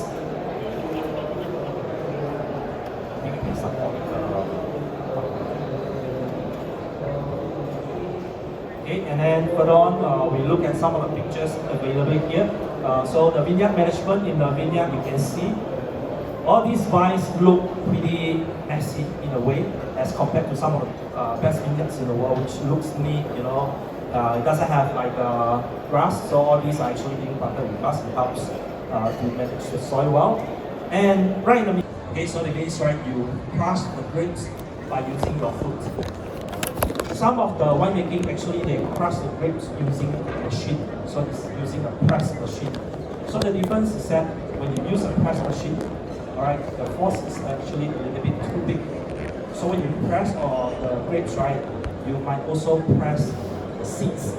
So everyone knows that the tannin from the grapes, right, it comes from the skin, from the stems, and also from the seeds. So what happens is that when you do food trading, all right, our human gentle touch, we do not actually crush the seeds. So we are actually not extracting all these unwanted quinners or even tannins coming from the grapes itself. Okay, and of course all the sheep here, they're making cheese as well. So far so good? Yes, sir.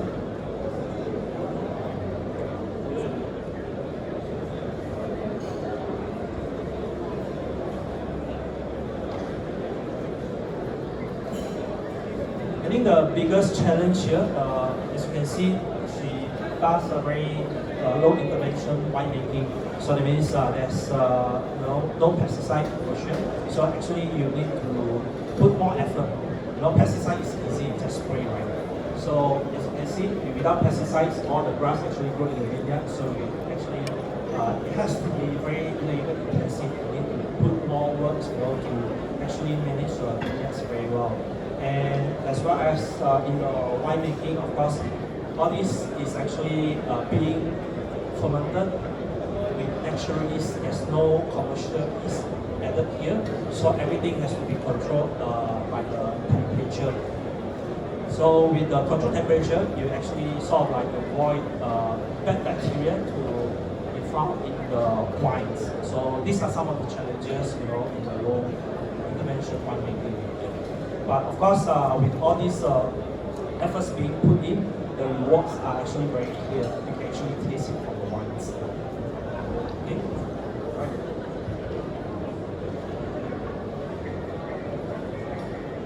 Okay, so so first wine we are going to taste today. This is a very crisp, refreshing young white wine. So this is called the Vigno White, and this wine is actually from Dao. So it's a Dao DOC wine, and the wine here is actually a blend. So a blend of 50% Encruzado, 35% of Picar, and 15% of SIAL. Okay. One very interesting to note about the winemaking in Portugal is that they actually do a lot of blends. As you can see, the technical sheet here, they give you the very nice, beautiful percentage. That is, these are not the field blend. What does it mean by field blend? That means, right, for example, this plot of vineyards, say for example, imagine here, this master classroom here is vineyards. Okay, so in the past, they are actually planted with different grape varieties. With Encruzado, with Picar, with SIAL. And they actually cannot, don't really identify, how many vines are actually Encruzado. But it's actually being all planted in the same area. So when they harvest everything together, and then they do the fermentation and aging everything together. So this is what we call field blend. Field blend is very common to be found in the Portuguese wines. But here actually it's not field blend, as you can see it's being stated very clearly. Excuse me, you need to pour the first wine. The wine just poured is okay, right? Then I will need your help. So this wine you actually can you help to move to your other side. Yeah. So we try to follow the sequence. Okay, then we can continue the second one. Okay. So this white wine here is actually going through 12 hours of skin contact. So it's just basically aged in the stainless steel tank. So giving this wine very nice crisp aroma. So everyone, you can please try taste the wine together.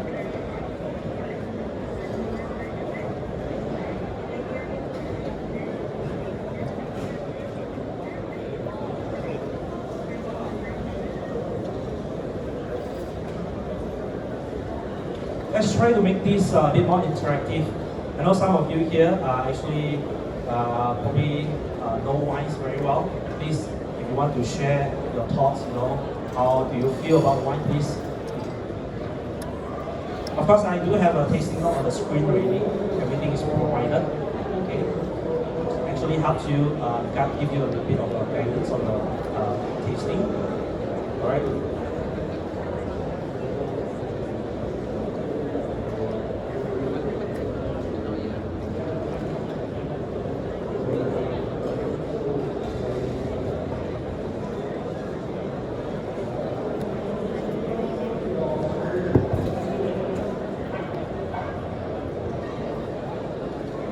Okay, right, so let's do the tasting first. The chef actually finalizing some of the food here. Okay.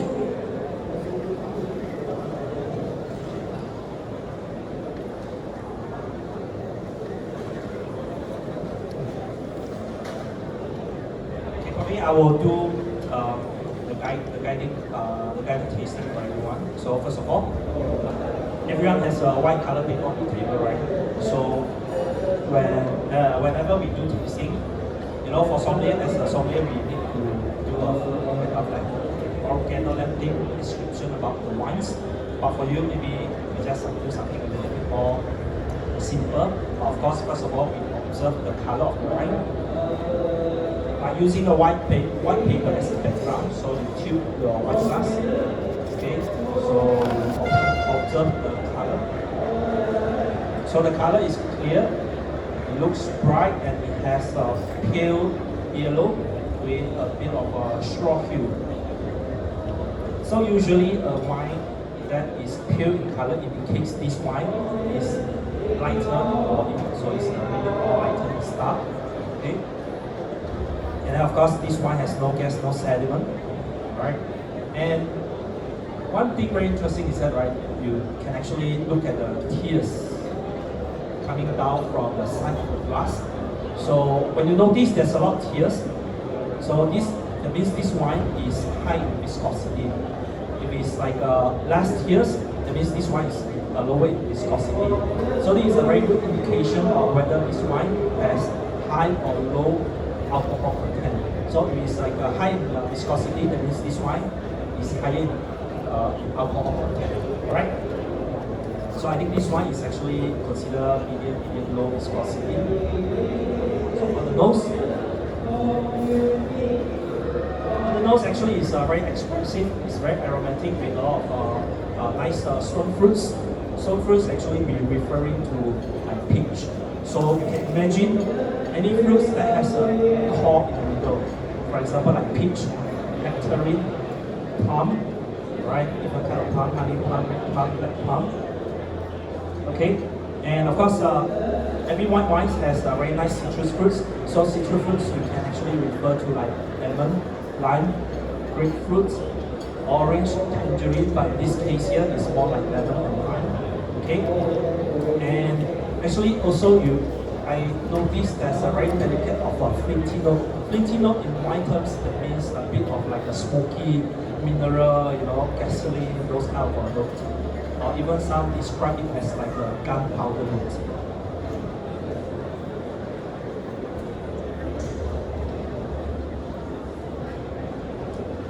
Our palate is dry, obviously it is not a sweet wine, it's dry. Of course with very nice volumes of the mouth, with very generous of fruits. So the fruits come from the nose as well. We mentioned lots of fruits like peach, nectarine, and of course fresh lemon, fresh lime. Okay, and it has a very crisp, refreshing acidity. So how do we detect acidity on palate? Is that when you take a sip of wine, it down a little bit like this, then you see how much your palate at the side here is salivating. So it salivates a lot, that means this wine has very high acidity. If it doesn't, that means it's actually lower in acidity. Okay? And it gives a very nice, pleasant roundness content as well. Alright, so in general, this is a very crisp, refreshing, and I would say it's like a just-quenching white wine.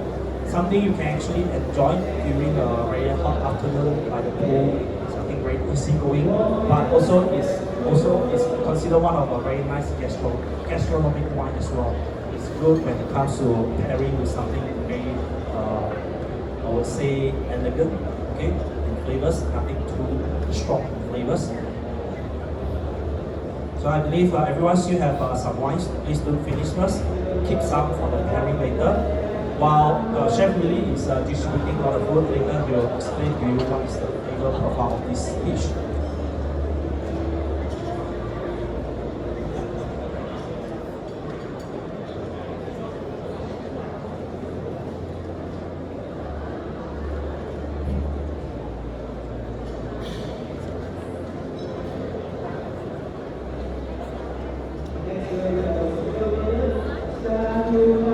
So how do you think about the first white wine, the Freve Lobo Vinho Blanco?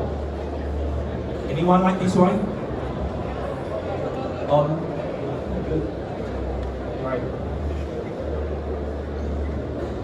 And the pairing is actually, first is Southern chocolate. So during the tasting, right, what we're actually looking at is actually how does this pairing works with each other. So, as you can see here, we are looking at the acid versus the fat trust, right? Being the chef. Okay. So first of all, I'd like to introduce everyone is Chef Willie. Chef Willie is a head chef from Chiang Mai, Chef Nook. So he will explain a little bit on the first dish to everyone.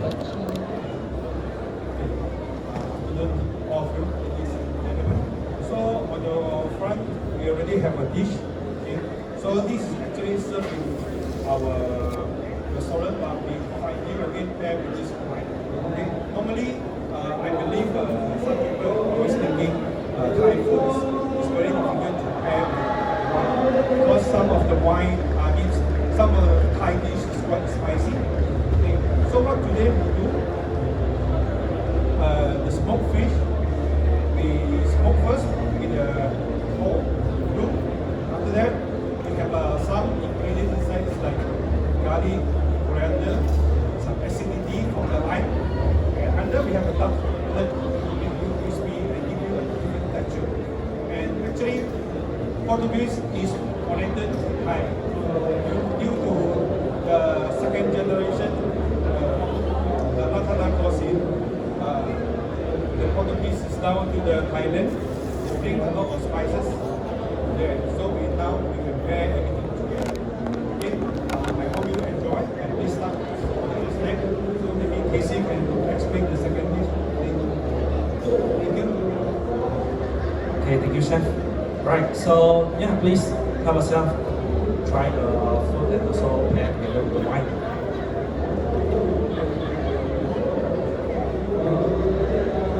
They ask for the wine. So far it's only one glass. No, it's one here. Oh, they have already.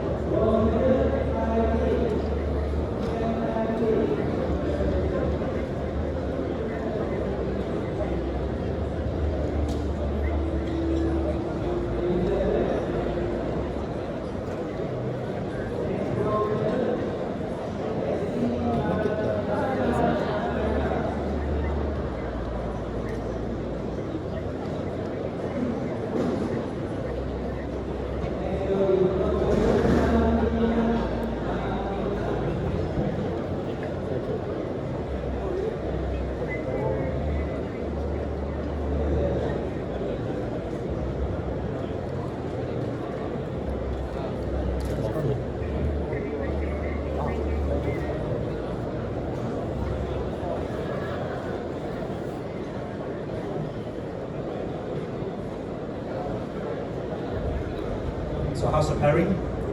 Like it?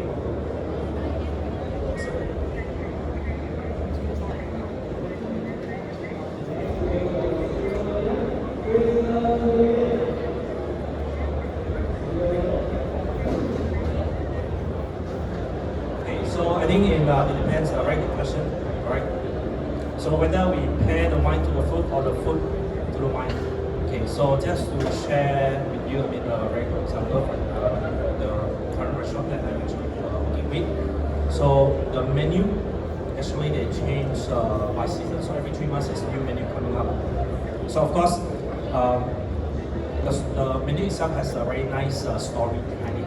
So why do they actually put this food with the story they want to actually tell the guests?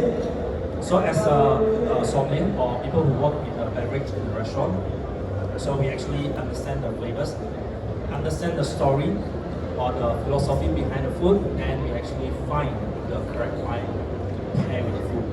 Yeah, this is one of the scenario.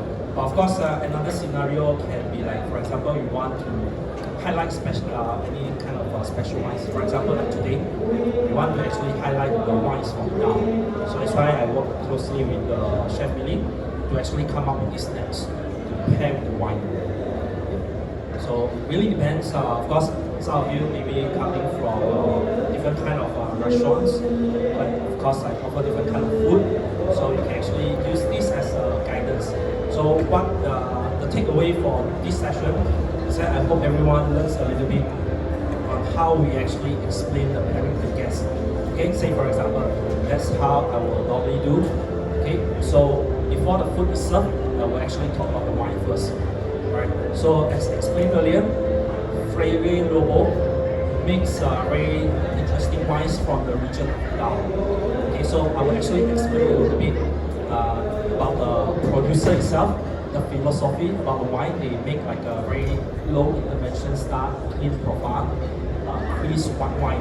And this wine here is actually a blend. So it has a very nice, refreshing stone fruits and citrus fruits. So it actually acts like crystalline scissors. Okay, so it will cut through the fattiness coming from the salmon.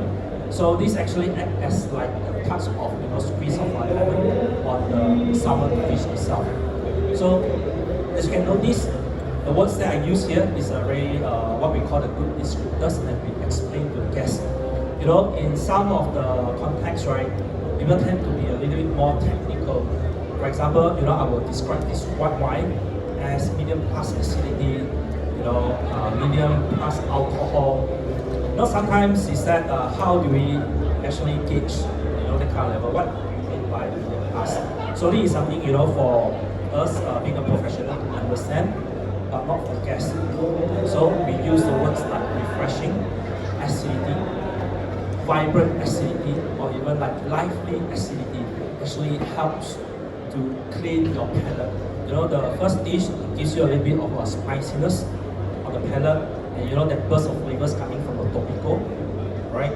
And the wine, the refreshing acidity from this wine, it helps to refresh your palate and then preparing yourself for the next wine, next dish.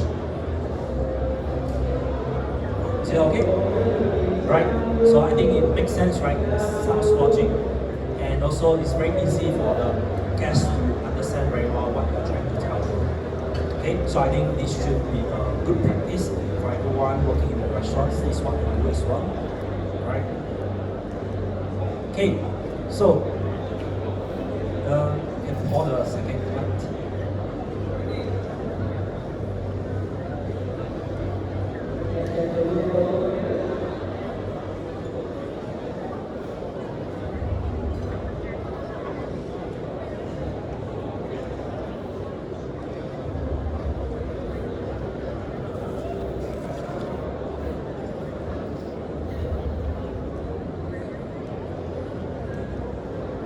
So the next white wine, this is something very unique, as I mentioned earlier.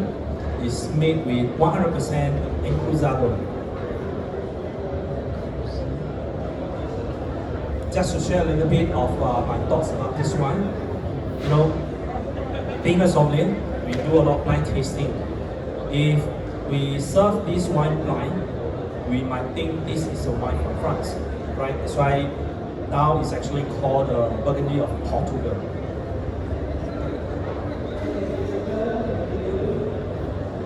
And also, one very interesting fun fact to share with you. Later you can actually observe some of the cork from the wine. The bottom of the cork is actually, it comes with a cartoon icon of a ship. Yeah. So, because actually that's how you see there's a lot of ships riding, roam around the vineyards. Something very cute. It looks like very like a cartoon ship. So this wine, back to the wine. This wine is actually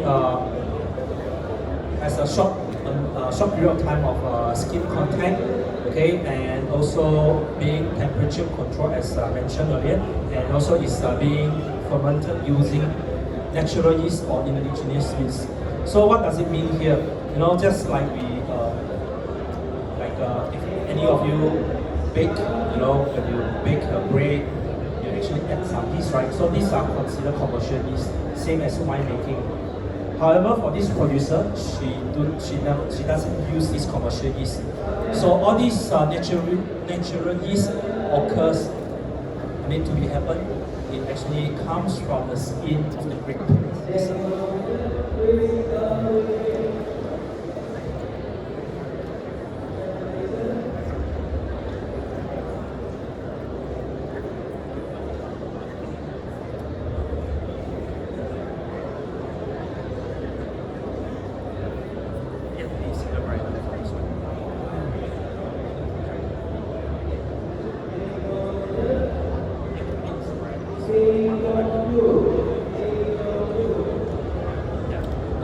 Okay, I understand your question. So varietal, I mean is called encruzado.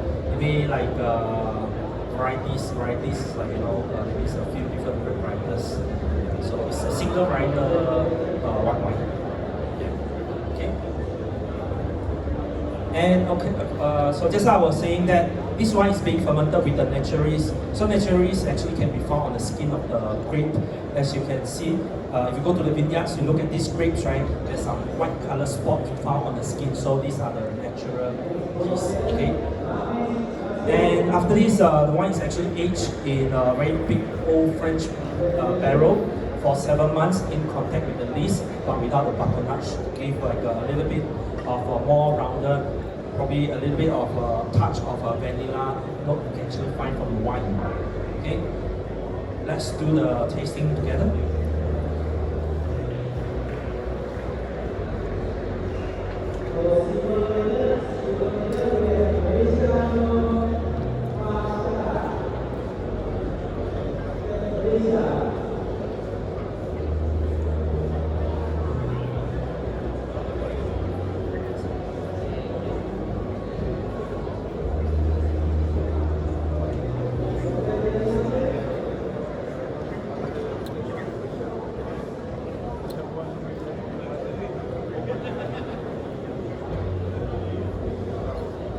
I think in this town they don't have a specific aging requirement. Yeah. So I think 7 months is considered short. So yeah, so it doesn't actually give too much of an oak influence. Yeah. So that's why it's never called a single wine. Because I do come across some of the wine from the same region but different producer using also 100% encruzado wine with the word reservoir. So that means this wine has gone through a long period of oak aging. Yeah. So I think usually it's at least 12 months. Yeah, at least. So 7 months is actually considered quite short. Okay. So let's observe the color of the wine here. Very strong. So this wine, as you can compare, since you still have some wines from the previous class, stronger than the previous one. A bit.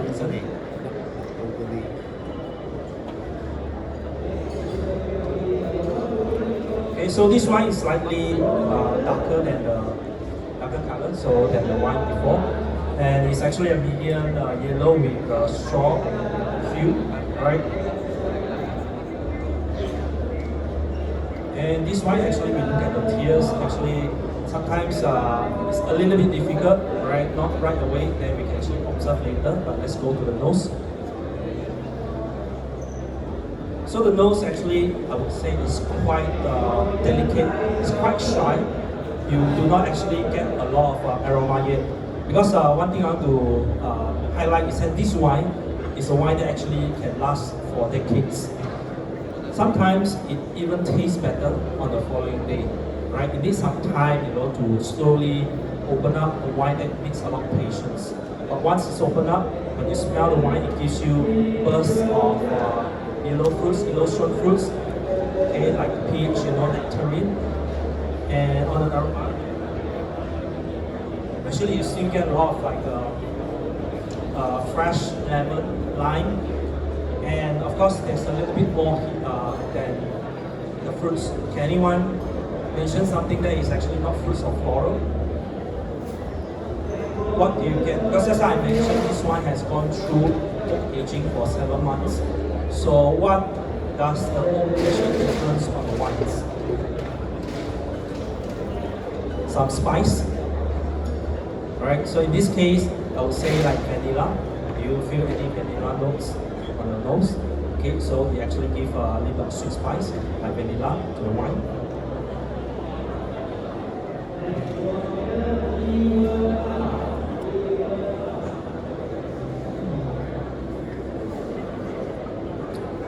On palate, it's dry, of course. It's slightly bigger mouthfeel than the previous wine. It's actually more lighter. This one is, I would say, it's a medium body with a bit more voluptuous mouthfeel. And the fruit is actually matching the nose, stone fruits, aged nectarine fresh wine with a very vibrant acidity as well, because it keeps my palate salivating. Okay, and this one actually gives you a little bit more roundness. And if you notice, actually, you feel the kind of sensation of the mouth, a little bit textural. I don't know if you feel that kind of waxy mouthfeel, right? A little bit, just a hint. Okay. And this one, in general, I would say is very elegant, just like the Burgundy white wine, very complex, and of course, it will reward with a lot of patience. Okay. So for this wine, we are going to pair with the next dish. Let me invite Chef Billy to explain again on this dish.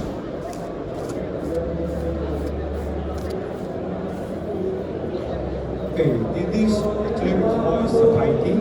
So inside the condiment we have we call as song tang. So we just refine look you need. It's not like what you eat in Thailand, the song tang we serve you.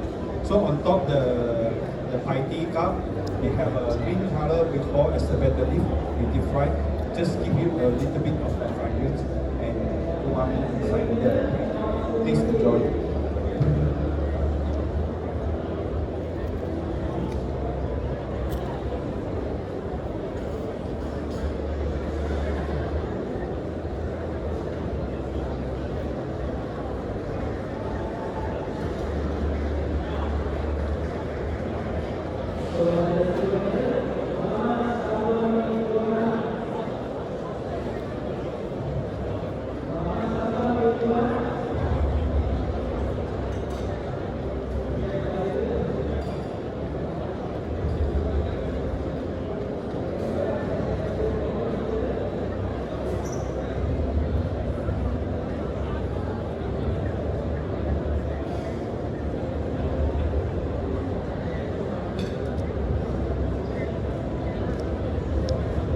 Tastes like chicken skin, but less salty.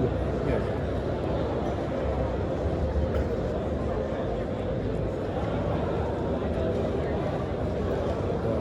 Stronger than the typical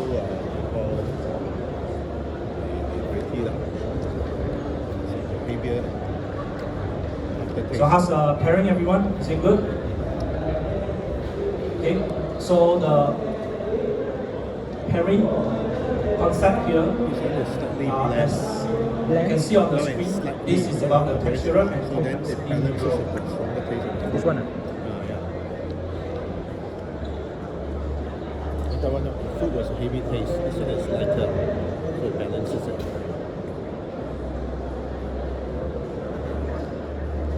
So as mentioned earlier, this wine has a little bit of texture, so it's slightly a little bit more stronger mouthfeel as compared to the first wine. And the chicken here is being roasted, so it gives you a very nice caramelized flavors, right? So here you actually the generous, very creamy texture coming from wine actually helps to harmonize the caramelized notes coming from the chicken. Okay, so as usual, first we talk about the wine. This wine has a very nice creamy roundness. But at the same time, it gives you a lot of freshness, and the food here actually gives you like a very good bite, a little bit of spiciness.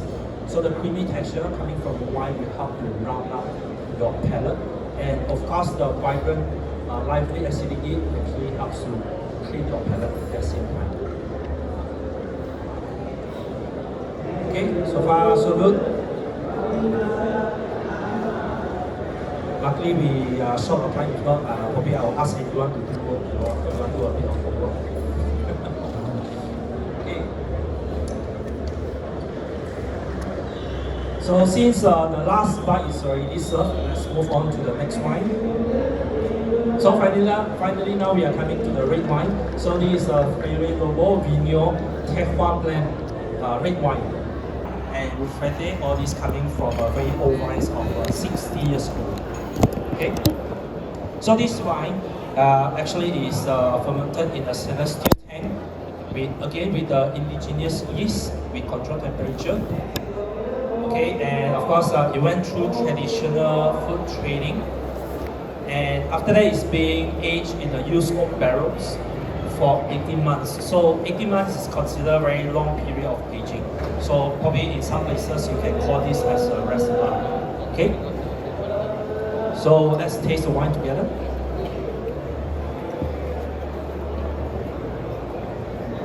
So this wine has a medium ruby red with a purple hue color. Okay, so every time we see a little bit of purple hue color on the wine, that means this wine is still very young, right?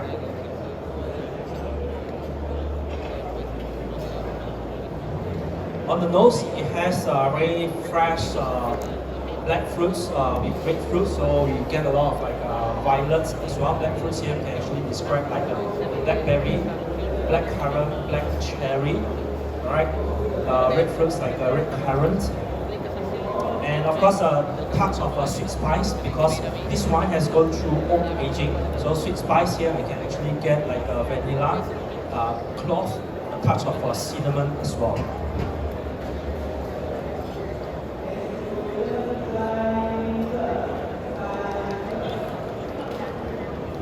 On palate, it's very elegant and it's very juicy. When we describe juicy acidity, that means this one, this grape actually ripens very well. Like you can actually imagine, you bite into a fruit. When you have a bite, that means a lot of juice bursts out. That means this fruit actually has a lot of juicy acidity. So it's the same for this one as well. And to the opposite, sometimes it gives you like a very dry sensation, right? This is like the opposite. It's not dry. It's a very juicy red wine. Okay. And of course, it gives you a very velvety texture. So that means you can actually taste the tannin. However, the tannin here is very low level and it's very velvety. Or sometimes you can describe this as like a smooth tannin texture. And very elegant mouthfeel as well. And also it's a very good tension on the acidity, very juicy. And it's balanced by a touch of minerality, a touch of salinity, a touch of saltiness on the palate. And the finishing is clean and gives you a very medium length of aftertaste. Okay, so in general, this is a very elegant red wine and very structured and complex red wine. In the past, people actually know Portuguese red wines as being very powerful, very strong, very rustic and very rough. However, with the region like Down and of course the winemaker like Elisa, she makes something very elegant and also very age-worthy as well. Okay, so next we are pairing with the dish. So this is something a bit special. So this is choux pastry stuffed with beef. So this is actually we are using like Australian Wagyu rib eyes. Okay, so it gives you a very good amount of fattiness in the bites. It's being charcoal grilled, okay, and then it's being topped with Thai basil and chili mayo. Okay, you can actually try pairing.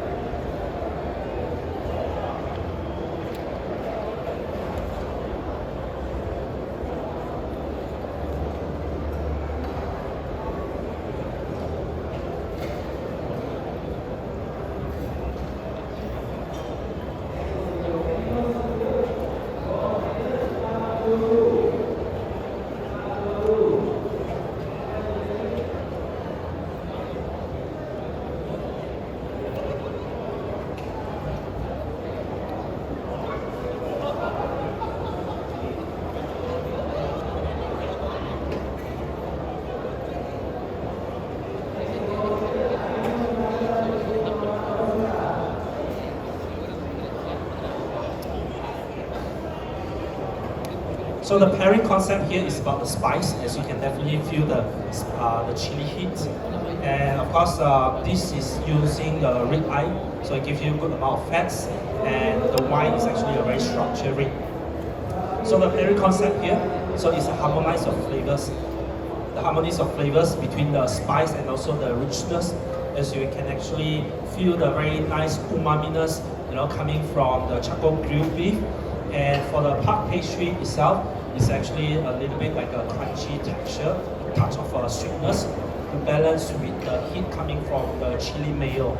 Alright, so in general, this is a very savory dish. So savory dish always is actually a very good pairing with a red wine that has a lot of fruits.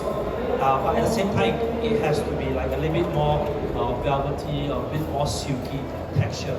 Imagine if we pairing this dish with a wine, say for example like Bordeaux. You know, Bordeaux wine has a very good amount of tannin. So tannin sometimes is a little bit dangerous, I would say, when it comes to food pairing. So it might give a little bit of a more metallic or probably a touch of bitterness on the palate. For this pairing, actually, I think it's good. To know what do you think? Do you have any comment you'd like to make about this pairing? It's a good combination, all right? So when it comes to pairing, sometimes we actually look at three elements. We either call it a lover, so it's either the food make the wine taste better, okay, or the wine makes the food taste better, right? Then the other element is what we call friend. So these two flavors from the wine and the food harmonize well together, so there's no clash of flavors. Then of course, to the other end is enemy. So the food actually clash with the flavors of the wine, or the wine clash with the flavors of the food. Alright? So did everyone enjoy? Okay, good pairing. Alright, so let's do a quick recap of what we have learned today. So today we're actually exploring the wines from the Down region. So Down is well known because it's considered the Burgundy of Portugal. They produce very elegant, crisp, terroir-driven and age-worthy wines. Okay, so 90% of the production in Down are red wines. Only about 10% are white wines. So some of the best examples are made from Encruzado or Arinto wine. So for example, like the second white wine that you tasted today, which is made with 100% Encruzado. Okay. This wine, very interesting, is that some of the wines, after being opened, it can actually last for maybe another 2 to 3 days.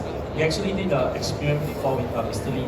You know, we open the wine, we keep it for the next day, or even until the 3rd or 4th day. It tastes so good. Alright, so it's a wine with a lot of patience. And of course, the last wine, the red wine, is a field blend. Alright, it's something very famous. Winemaking method you can actually find in Portugal. It's a few blend of different grape varieties together. Okay, and then when it comes to a pairing, we always describe about the wine, so we have to understand about a little bit about the producer, what is the philosophy or the concept in the winemaking. Okay, and then after that we explain a little bit on the wine, then how it actually pairs with the food by using a very good descriptors that is being very easily understood by the guest itself, or something very technical. At the end of the day, we want our guests to feel, very comfortable, feel very happy, to have a pleasant experience in your restaurants. Okay. All right. So, just nice 4:30. Actually, we still have a bit of time, even though some of the wines or fruit has finished already. Please feel free if you have any questions. Yes?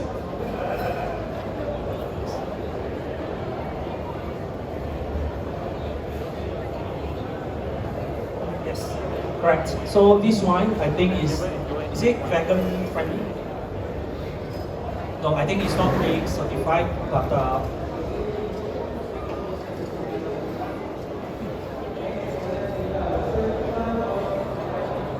okay, very good questions. Miss Anna actually asked me about the fining. Okay, so in winemaking, there's one process, it's called fining. So fining means, right, sometimes actually they will add egg white, okay, to actually bring, all these very big, heavy particles to the bottom of the vats. It can be stainless steel tank or can be in oak barrel to make the wine, to clarify the wine, in other words. Okay, I think this one, I'm not too sure, but I will find out from the winemaker. Okay, because I think some of the wines is being labeled as vegan friendly, so that means they do not use any animal. Like for example, just I mentioned about egg white, some actually use like fish bones.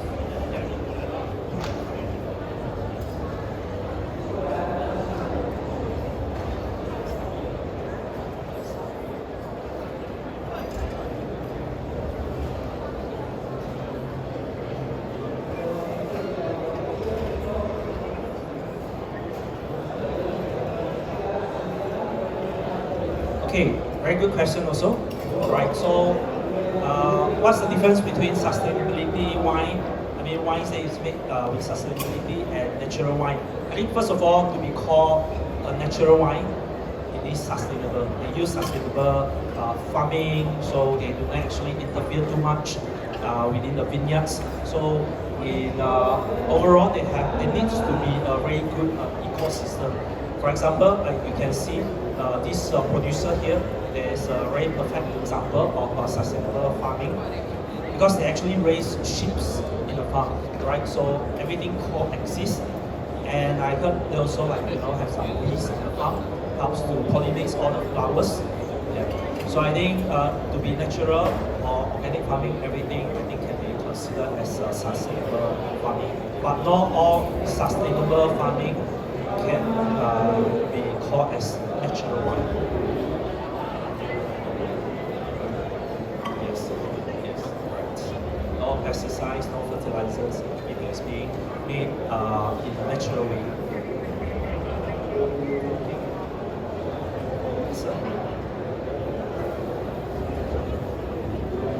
The retail price, yeah, very good question. I will give this task back to Mr. Lee. Alright, so Mr. Lee, maybe you can actually explain to our friend here, okay, on the pricing.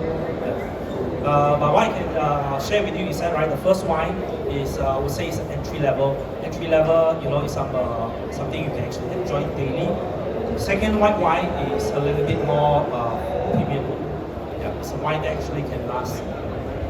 Yeah, something I reserve, so a little bit more higher. I would say it's like a flagship, probably it's like a flagship wine. And then the red wine, I think the red wine is also considered entry level.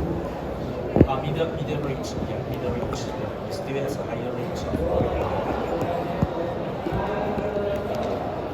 yeah, big demands in the French market. Okay. Before we end the session, let me put up this slide. Okay, so big credits to all these companies and also, of course, the host today, Food and Drinks Malaysia. Okay, so if you want to get in touch with them, please, you can actually look for Mr. Lee. So Mr. Lee is standing at the back there. So if you want to know a bit more on the pricing, and also Mr. Lee has a booth just behind here. So after this, you can actually go to the booth to look for him as well. Sorry? Yes, today is everything about Portuguese wines. Okay? And of course, all the ingredients for the food is being sponsored by GPV. And of course, all the food is being prepared by the chef from Chingbai Chef Do and supported by Sommelier Association of Malaysia. Okay? You can actually, you are welcome to join the association as long as you are working in the hospitality industry. Okay, and of course, lastly, myself, I'm from a company called Kompleks Solutions. I do consulting for wine consulting for restaurants, and also occasionally I do a lot of tasting as well.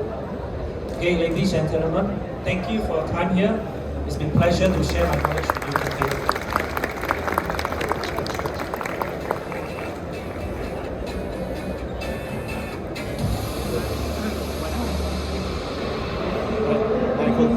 Jerry. You are from what? Restaurant business or? No, for media. Media? Okay. You are? From? Construction engineering. So we do restaurants and A to Z actually. So tomorrow you're coming for all the sessions? Not sure whether I'll come tomorrow. I may or may not come. Okay. I was thinking of coming today only, but a few more things happening here than the MIFB last week. Were you there? Yep. I mean, it looks like smaller than yes, more less less vendors. No. Last year more China. This year less China. Is it? That's good. Yeah. Like 50-60% China. KLCC less vendors already. The international exhibitors are not like in the earlier days. A lot more back then was like more vendors from everywhere. More international. You know? Now it's here lah. Last time this one was in KLCC, then MIFB this type of concept pairing. Yeah, but this one no, I mean the whole event itself. Less people there already. MIFB. Yeah. We're talking to the investor. They took over the event. Oh, they change hands from Singapore. They are like private equity. Yeah, we're making comment and saying it's like less vibrant. Not like a few years ago. Then I said SIAL is this week. They're very interested to find out what's happening here. SIAL was because it's new. I mean, still not as big, but I think the variety is more this time around. I mean, the last 2 years was like, I don't know, like very, very small. You come, you walk out straight away. I don't know. You don't think so? Which one you're talking about? MIFB? Yeah, this one. Less people. Less people. Visitor. Last year more people. More visitors. Yeah, but the last 2 years, the event, exhibitor, all that, was like to me very like not happening at all. I don't know. I can't tell you. Maybe you're looking for different things. Maybe it's like more variety, but still I see a lot of still got China all that. But it seems like less energy. Both events, SIAL and MIFB, less energy. Yeah. Not like let's say 10 years ago. Were you around 10 years ago? Last year only. Okay. That was like wow, really happening. Really packed, like you're tossing around again. That's when like companies like Zeus start to promote themselves. Yeah. So I was in biotech before that. There's less like the WeDrink used to be here, but no more WeDrink. So. Yeah. I mean, we'll have the coffee board. All these coffee people will be sitting up and promote also, right? I think they have done enough promotion. No, still got MIFB. Their competition upstairs. Yeah, I know. Upstairs got a lot of coffee. Too much coffee. Too busy. Right? I went there. Busy already. Okay, nice to meet you. See you. Kong, your name? Yep. Okay. From you said media. Doing videos for YouTube. Oh, okay. Around. Right. Don't forget. Oh yeah.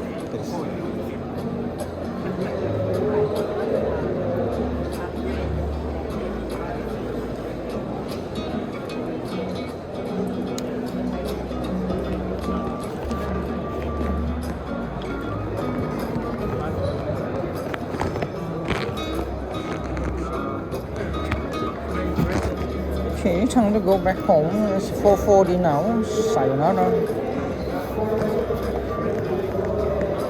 Leave anything behind. Ciao.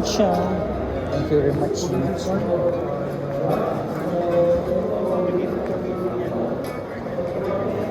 Thank you.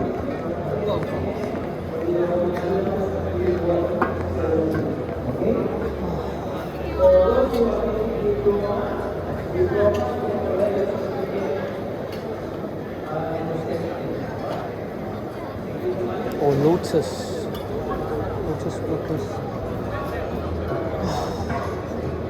Summer experience.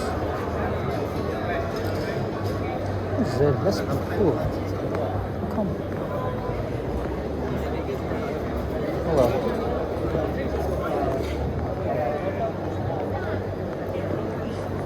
I guess this is more for the industry, people in the industry, and not so for the say KLCC has more like walk-ins maybe, because it's in in the city center. Here is a bit far away from the city center, so less walkers.